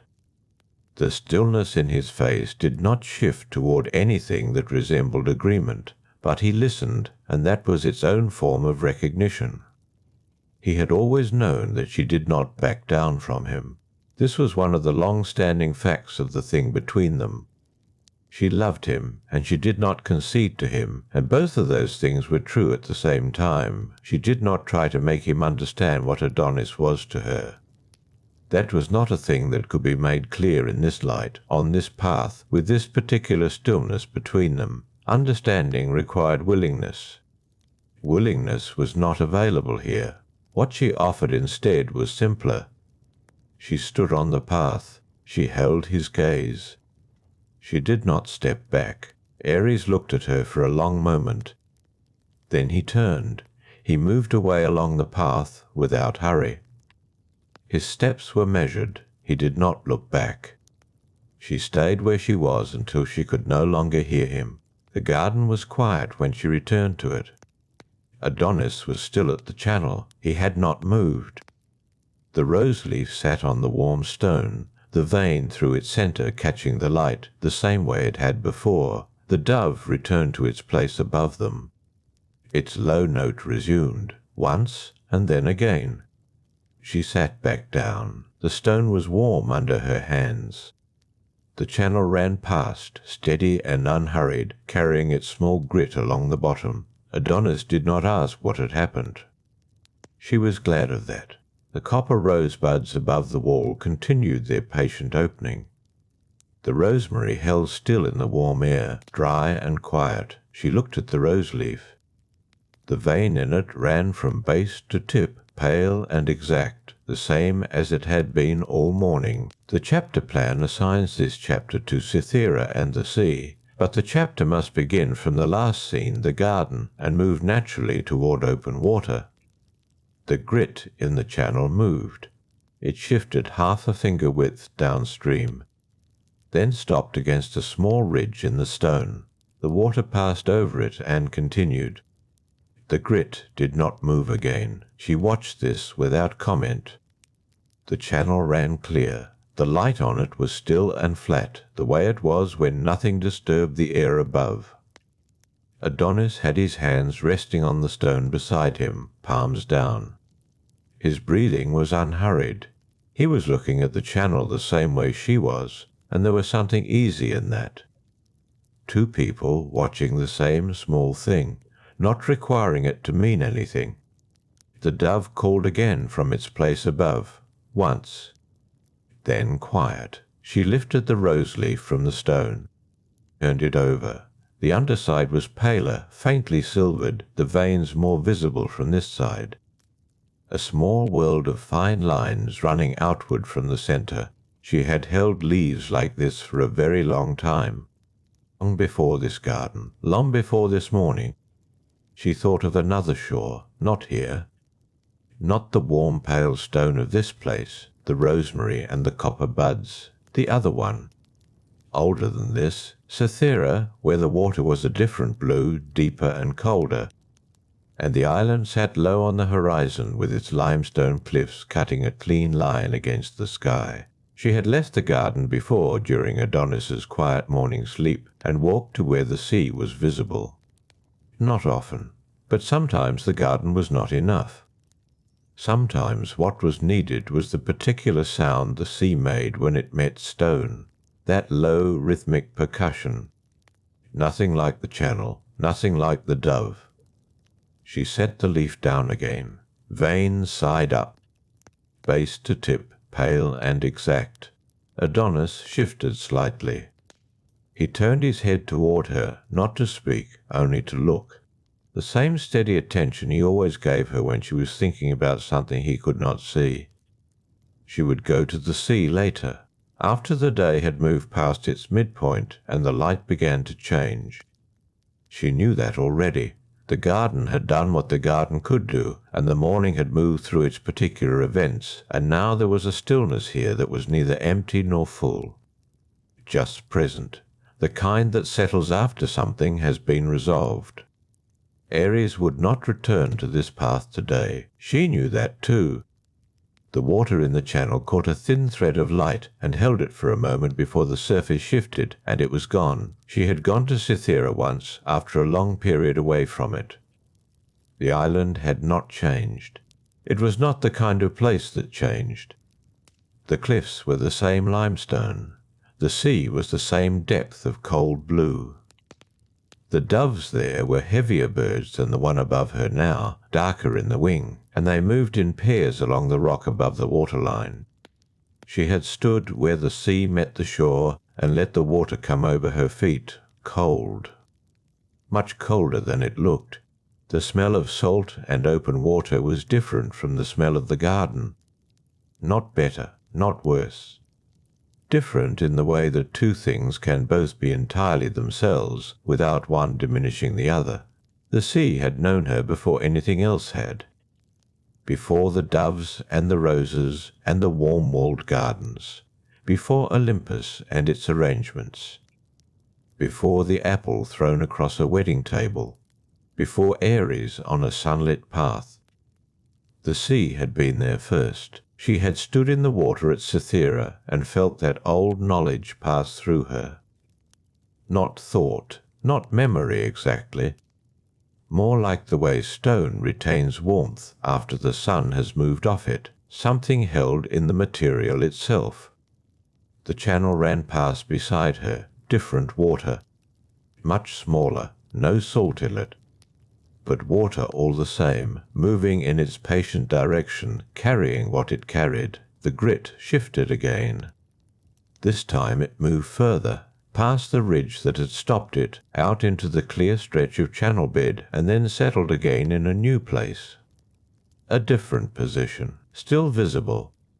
Still the same small piece of stone it had been all morning, Adonis noticed. She could tell by the slight change in his attention. He was watching the channel now, not her face. She looked at the grit in its new place. There was no significance to this. A piece of stone had moved a short distance in a small channel of water in a walled garden in the late morning, but she had been watching it long enough that its movement felt like an event. This was what the garden did to time, slowed it, made small things large enough to notice. She had not always been good at this. The sea had no patience for small things. Cythera was a place of open sky and wide water, and the kind of scale that made interiority difficult. She had been shaped by it first, and that shaping did not fully leave her, but the garden had been her own making. She had chosen its walls and its proportions. The channel was her design. The rosemary at the south wall. The copper-budded roses climbing the stone. She had made this place because she knew herself well enough to know she also needed the counterweight, small and enclosed. Warm and still. A place where a rose leaf on a stone was enough to hold the eye for an entire morning. A place where a young man could sit beside water and watch it pass, and not require it to be anything other than water passing. The dove above them rustled once, settled again. The rosebuds on the wall were slightly more open than they had been an hour ago. The copper of them had deepened where the petals were parting, each one at its own pace. Not hurrying, she rested her hand on the warm stone. The channel ran. The grit sat in its new place. The light held steady over all of it, neither advancing nor retreating. Later she would walk out through the gate and find a place where the sea was visible, even if only as a line of blue between hills. The smell of salt would reach her before the sight of it. That was how it had been at Cythera, and that was how it was here. The sea announced itself in advance. For now, though, the garden held. The morning continued without urgency. The stone was warm under her palm. The rose-leaf lay where she had set it. The vein ran from its base to its tip, pale and exact, unchanged. The light shifted, not suddenly. A gradual thing, the way late morning always moved toward its midpoint, the sun lifting past the angle that had kept the garden in that particular pale clarity. The shadows shortened. The stone under her palm grew warmer. The copper of the rosebuds on the wall caught the new angle and held it, deeper than before. Adonis had not moved. His hands were still on the stone beside hers. He was watching the channel, the grit sitting settled now in its new place downstream, and there was no restlessness in him. There rarely was in this garden. The garden had a way of taking restlessness out of people and replacing it with nothing in particular, just presence. Just the water running, and the light moving, and the slow opening of rose petals that would not be hurried. She had warned him once about the hunt. She remembered that now without deciding to. It came the way certain things came here, quietly, without announcement. She had told him plainly, not the difficult prey, not the boar and not the lion. She had told him this on an afternoon much like this one, warm stone and green smell, his face turned toward her with that same steady attention. He had listened, he had nodded. He had understood, or seemed to understand, the words if not the weight behind them. She had not told him why she knew. She had not said what she had seen, or thought she had seen, in the lines of what was coming. Some things could not be transferred from one person to another simply by being spoken aloud. She pressed her palm slightly harder against the stone. The channel ran. The grit held its position. Later she would think about that afternoon again. The specific quality of the light on his face when she had spoken. The way he had not looked away or argued or grown impatient with her concern. He had simply received it, the way the garden received morning, without resistance, without complete comprehension either, just the acceptance of something offered. There would come a day when he would not be in this garden. She knew that without looking at him now, knew it the way she knew the smell of salt before the sea was visible. Something carried ahead of itself, arriving before the thing itself arrived.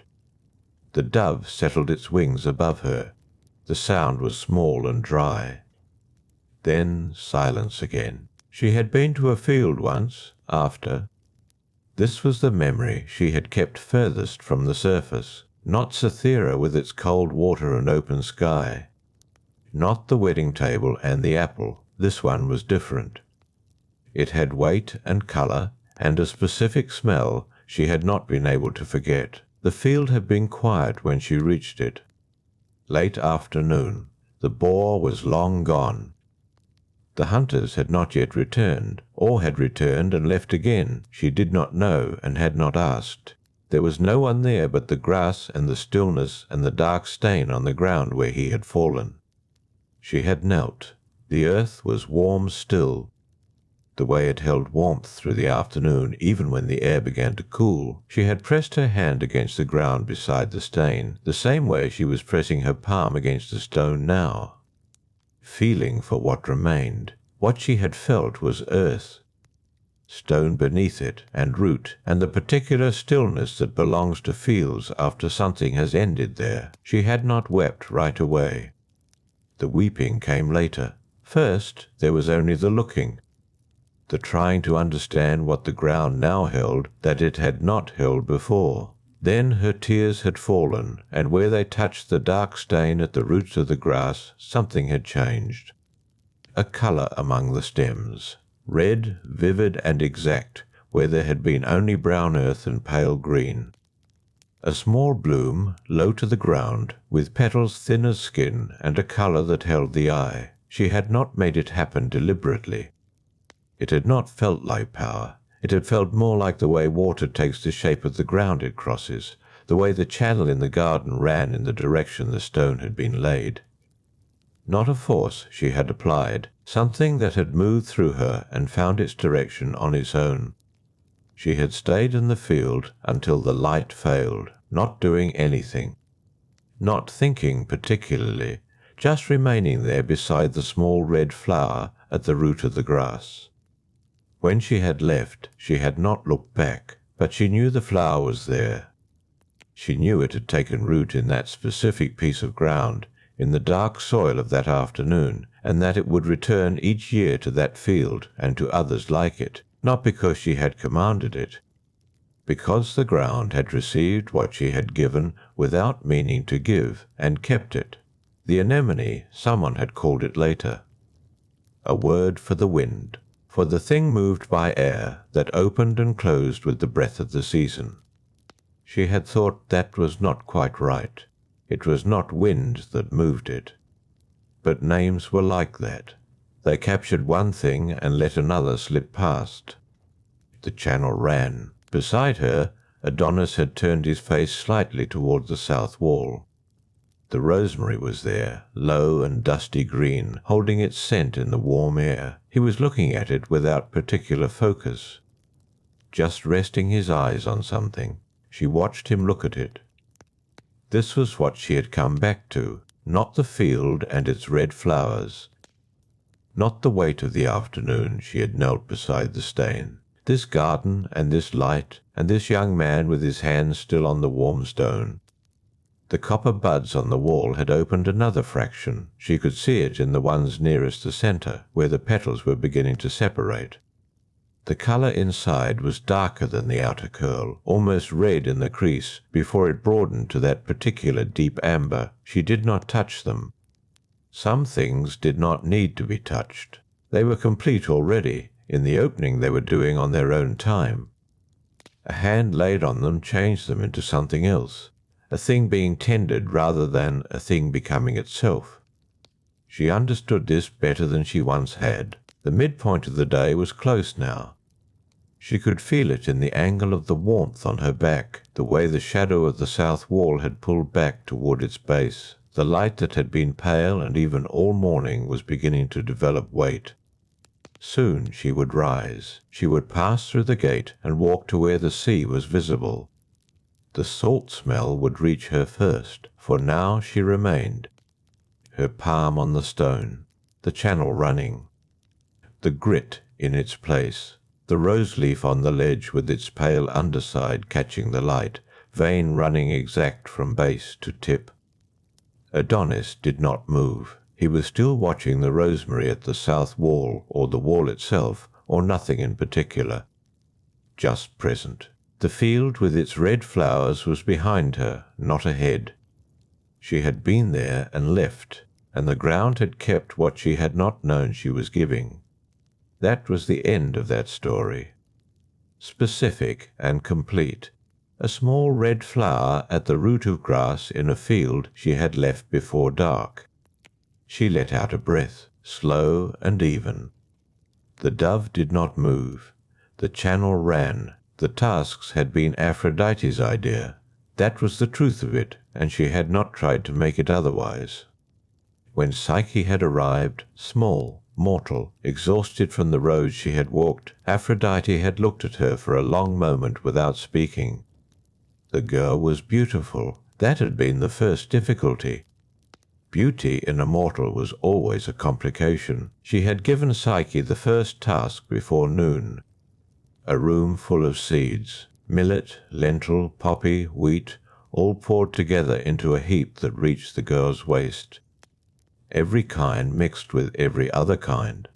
Aphrodite had gestured to the heap and said, "Sorted. I'm mourning." Then she had left. She had told herself it was just. A mortal who had allowed herself to be compared to a goddess required correction. Psyche had not asked for the comparisons people made, had not requested that temples be left empty while men walked to look at her face instead. But the world had arranged itself that way, and the world's arrangements had consequences. This was simply one. The room she had given Psyche was low-ceilinged, dim, with a single narrow window near the roof where the light came in at an angle and fell across the heap. The smell was dry and dusty. Grain had a particular smell when it was poured in large quantities, dense and close, like the interior of a granary in summer. Aphrodite had not watched what happened next.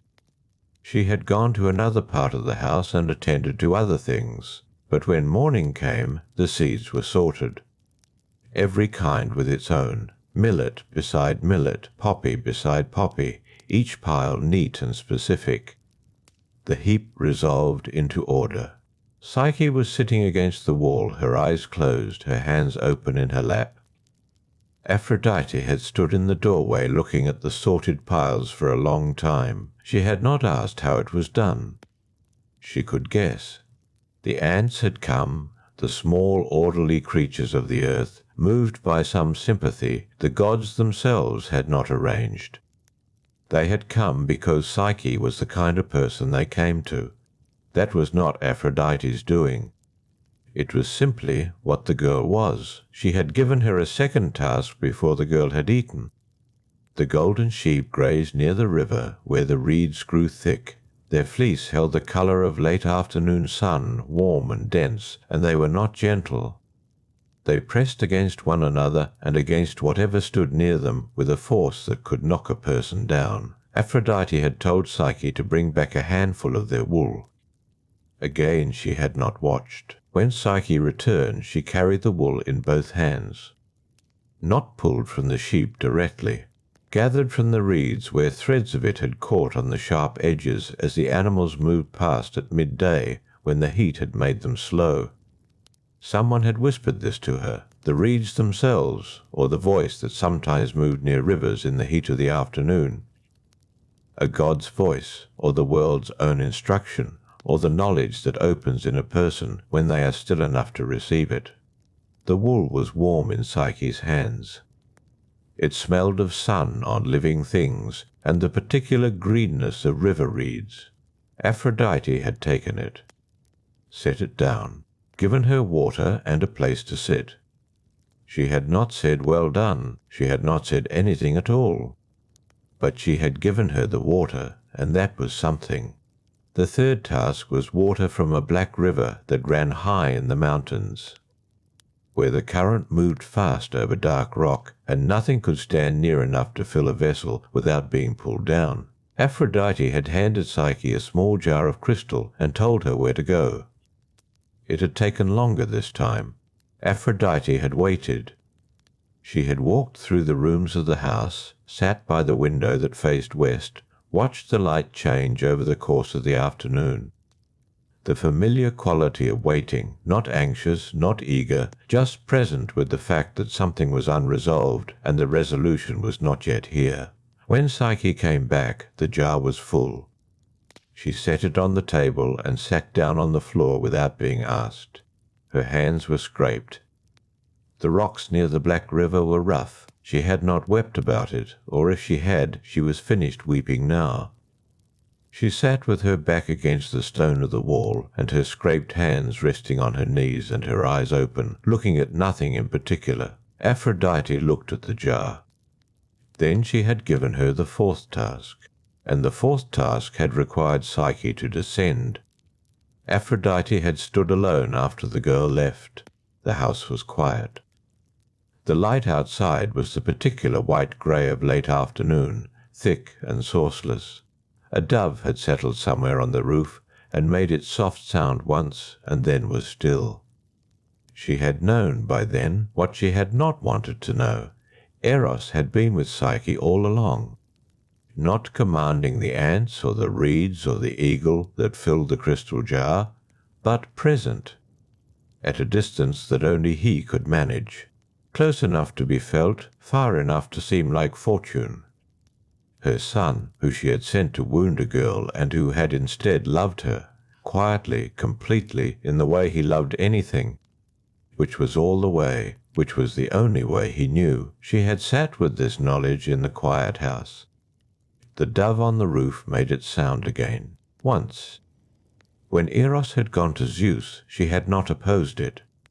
She had stood to the side of the great hall with the light coming in white and high, and had let the thing be argued that could be argued, because the arguing was already finished. Psyche had sorted the seeds and gathered the wool and filled the jar and descended and returned, and whatever that added up to was not nothing. Zeus had made the girl immortal. The nectar had been given, and Psyche had taken it and become what she became. Aphrodite had watched this from across the hall. Later, in a room that faced the sea, she had felt the resistance go out of her. Not in a moment, gradually, the way heat leaves stone after sunset, slowly, without drama, without a particular point she could mark. The sea was visible from the window, salt smell faint and constant. Psyche and Eros would be together in the way that things resolved into their own shape when the resistance to that shape was lifted. Aphrodite looked at the water. The light on it was quiet, moving in small increments she could barely track. She had started something. She had not known how it would complete itself. That was the end of that story. Specific, complete. There was something else she had not finished thinking about. The Troy wound had been many years before Psyche. A different chapter, as such things were distinct from one another, but the memory had a way of returning when Aphrodite sat in rooms that faced water. She had been on the field near the Scaean gate, moving through the press of men and bronze and the heavy smell of sweat and iron. The sounds there were low and large, the kind of sounds that did not resolve into single notes, but pressed against everything at once. She had found Aeneas on the ground. She had covered him with her arms and the white of her veil, and begun to pull him back from where the fighting was thickest. Diomedes had thrown his spear, or Athena had guided it. The accounts differed, and she had not paused to determine which. What she remembered was the surprise of it, not the pain, though there was pain. The surprise that her own skin could be entered, that the boundary she understood herself to have could be crossed. She had left the field. There was nothing else to do. Aeneas was safe by then, carried off in cloud. And the wound on her wrist was small but certain, and she had gone to Olympus with ichor on her hand, and something shaken in the place where she kept the things she did not examine often. She had gone to Dione. This was not something she spoke of often. Dione was not always held to be her mother. There were those who told her birth differently, the sea and the foam and the island receiving her, and that version had its own truth. She did not dispute it. But there was another account.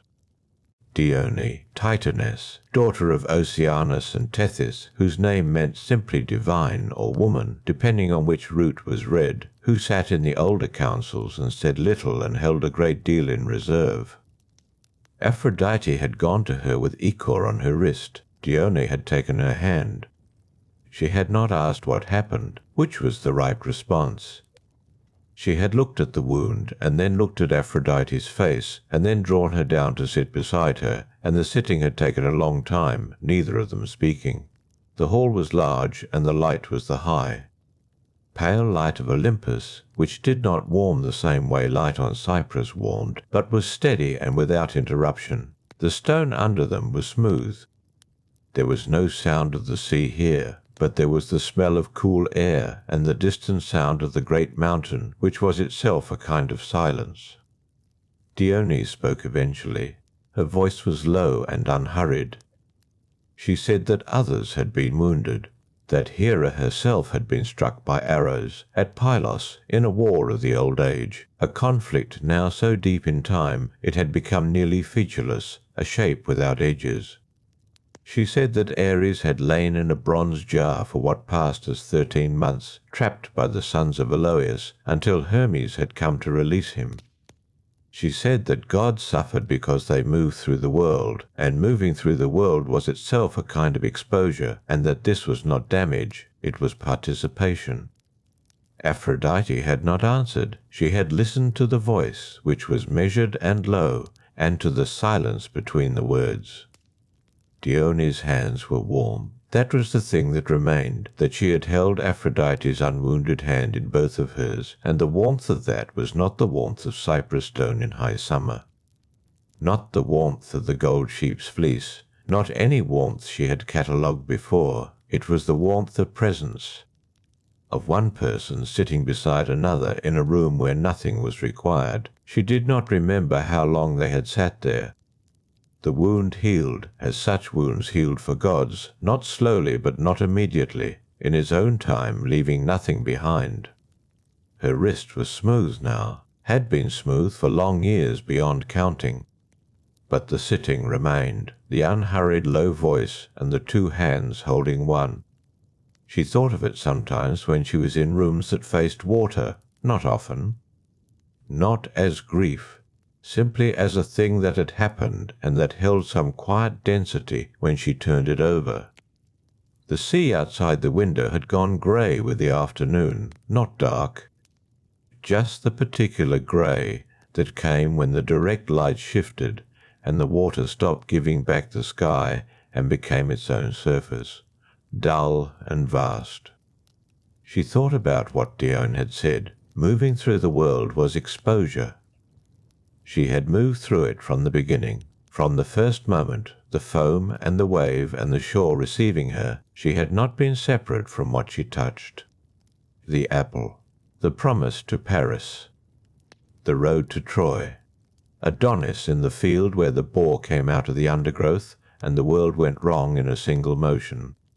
She had not stood apart from any of it. The dove had moved on. No sound from the roof now, only the sea. Each thing she had done had moved through her and beyond her and become what it became. She did not govern the becoming. She only began. The thread pulled out from her hands and crossed others, and the crossing made its own pattern, and the pattern was not always what she had intended, and that was not the end of something. It was only the way of something. Psyche was immortal now. That had not been what she intended, but it was what had come from what she had set in motion.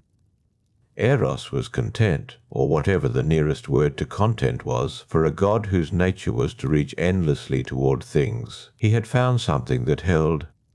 That, she thought, was not nothing. Her wrist rested in her lap, smooth and cool in the grey afternoon light. She did not feel regret. She was not built for regret in the way some were. She felt instead a kind of settling, the way sediment in still water finds the bottom eventually. Not from force, but from the cessation of disturbance. The sea went on being the sea.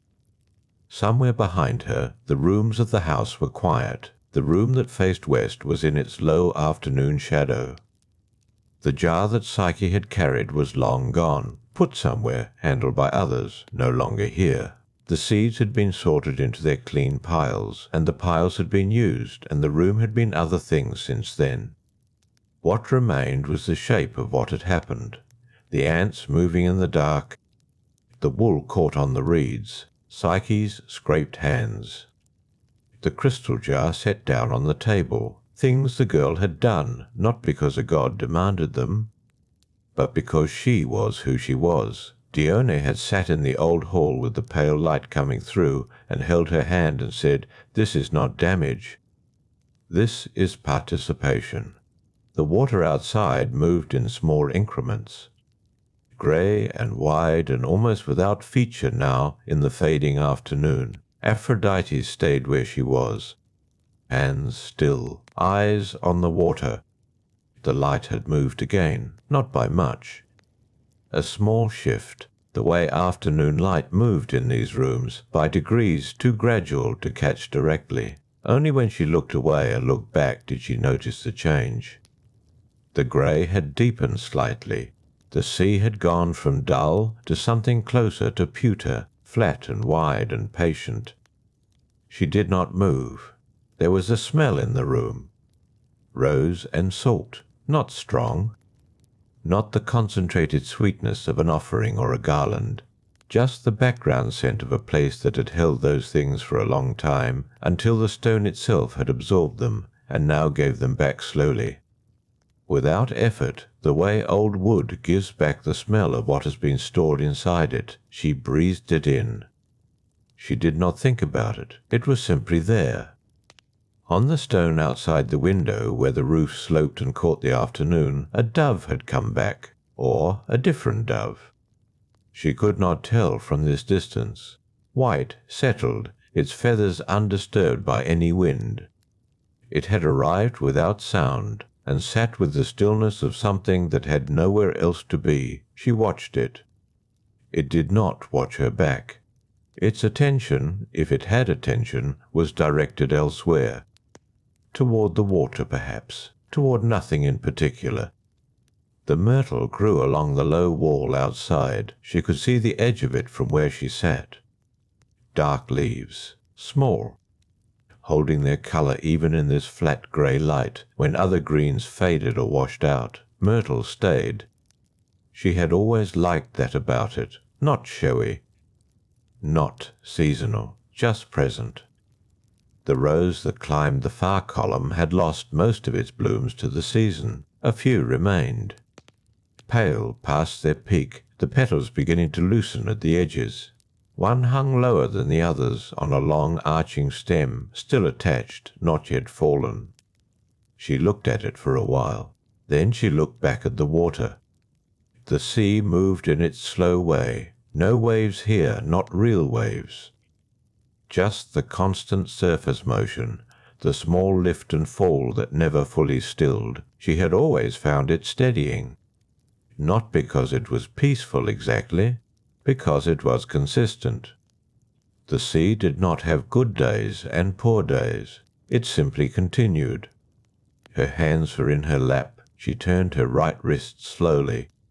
The skin was smooth, cool, unmarked. She had looked at it perhaps 100 times over the years since Troy, and each time found the same smoothness, the same absence of any record.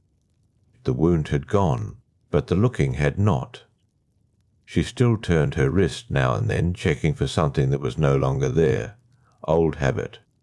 She was not troubled by it. The rose petal fell. She watched it go.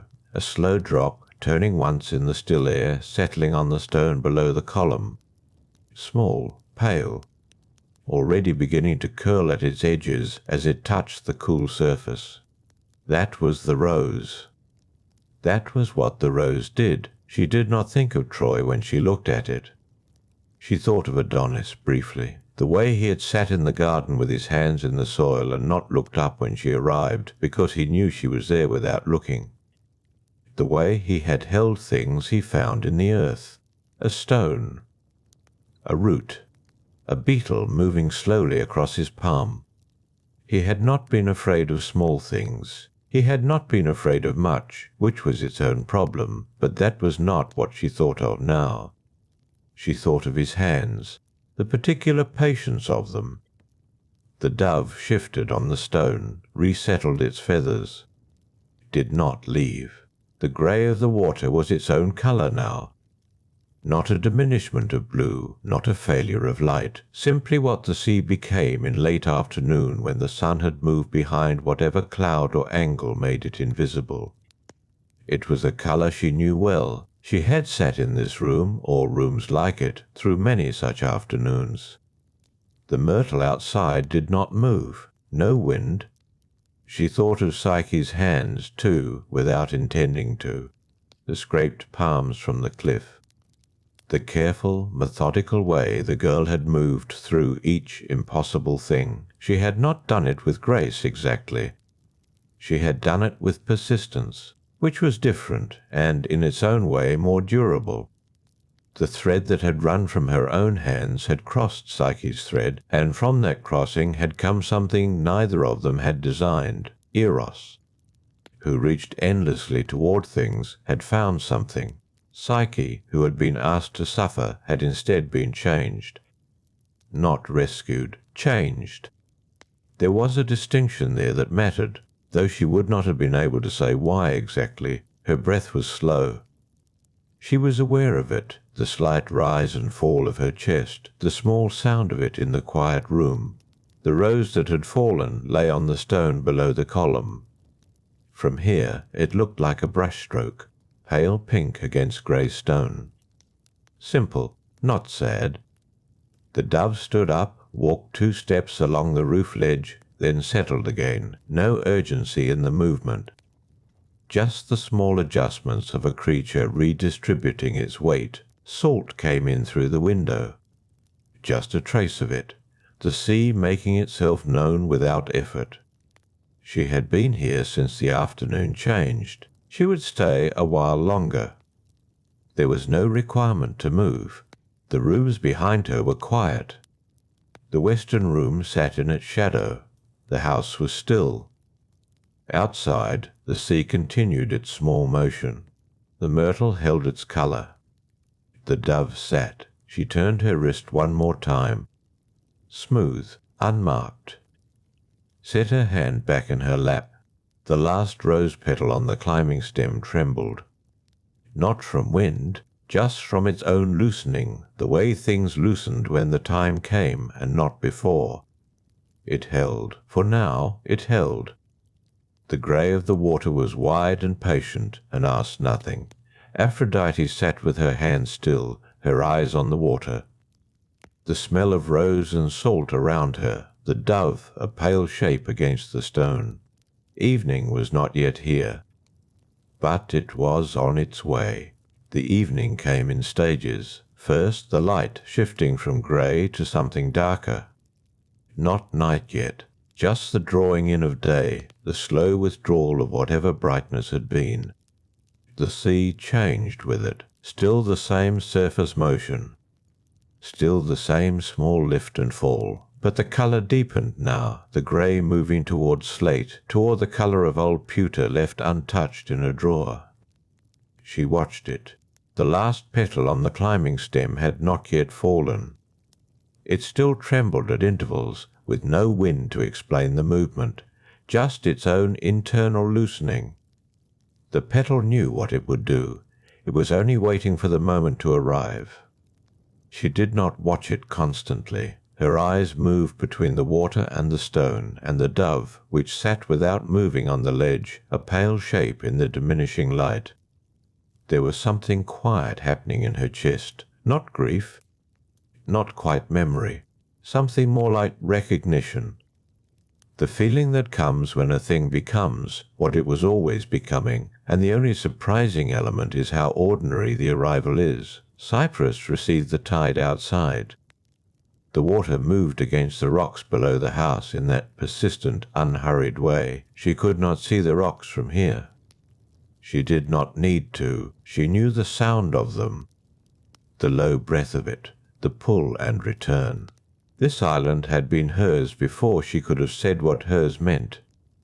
The sea had carried her here once, not metaphorically, carried her on foam and salt and the slow push of Zephyr's breath before she had a name or a form the world could hold. The water had given her up onto the shore near Paphos, and the shore had received her, and the island had been warm under her feet before anything else had happened. All of it had come after that. The apple, and what the apple set in motion. Paris on the hillside, his eyes moving between 3 goddesses and settling where they settled. Helen, Troy. The field where Diomedes had raised his spear. She turned her wrist. Smooth. She set her hand back down. The war had been a long time ago. The wound had healed the same day. She was a god, and gods healed quickly, but the habit of checking had persisted long past any reason for it. She understood that. The body remembered what the skin no longer showed. The mind kept returning to check on injuries already gone. Adonis had not understood worry. That had been something she had never fully resolved. He had been patient with small, fragile things. A beetle crossing his palm, a root pulled whole from the earth. But he had not understood that loving something was its own form of exposure, that wanting a person to remain in the world meant living in the shadow of what could remove them.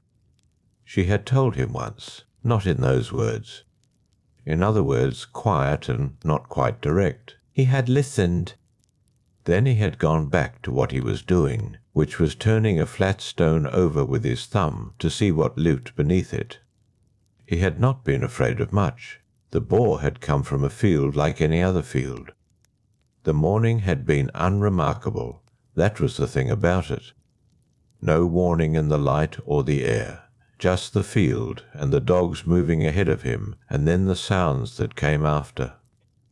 Red flowers grew there now each spring, anemones, thin-stemmed and brief, opening and closing with the season. She did not go to that field often, but she knew they grew there. She knew their colour. The dove shifted, walked its 2 small steps, settled. Psyche had not been afraid either in the end. Or perhaps afraid was not the right word. Psyche had been terrified at the beginning of each impossible task, and had done the task anyway, which was a different thing entirely from fearlessness. It was harder, it required more. There had been a time when she had not wanted to see Psyche's persistence, had not wanted to consider it. The jealousy had been real, she would not pretend otherwise. The suffering she had assigned had been real too. She turned these facts over without pleasure. They were not comfortable. They did not resolve into lessons or softened meanings. They remained what they were. What she had not foreseen was what Eros would do. Her son, who reached endlessly toward things, had reached toward Psyche and held on. Something had changed in him. Not quickly, not without difficulty. But the change had been real, and what came from it had been real. She had watched from a distance. The way one watches something that one set in motion and then cannot stop. The distinction between what she had intended and what had happened was wide. She sat with that width. Let it be wide. The water outside was almost dark now, not fully. But the grey had deepened past pewter into something without a clear name. The sea in the last minutes before proper evening. The myrtle along the low wall was still visible, dark, small leaves holding their shape in the fading light. She could see it clearly. The myrtle always held. That was the one thing she could say with certainty. The last petal on the stem let go. She did not see it fall this time. She was looking at the water when it happened. By the time her eyes returned to the column, the petal was already on the stone, resting there beside the first one. 2 pale shapes against grey. The rose had finished what it was doing. She breathed in rose and salt. Faint, absorbed into the room's stone over years of slow accumulation. The smell of this place, inseparable from the stone itself now. She had sat here in other evenings. She would sit here in evenings she had not yet reached. The room would be the same room. The dove would return to the same ledge, or its descendant would, and the difference between the two was smaller than it appeared. The sea remained what it had always been. Wide, patient, without memory of any particular day. It did not carry within it the record of the foam from which she had risen, or the specific morning, or the direction of the wind.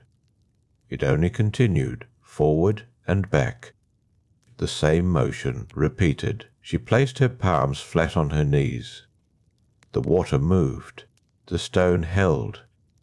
The dove sat in the last of the light, a pale shape still. Evening arrived without announcement. The sea received it, as the sea received everything, without pausing, without noting the change, one colour deepening into the next. The small lift and fall continuing beneath it all. Somewhere below the house, Cyprus received the tide. The story ends here, but the world of Olympus dreams continues. A new myth awaits you. If these stories carry you towards sleep, follow the channel and let the next one find you. Sleep well.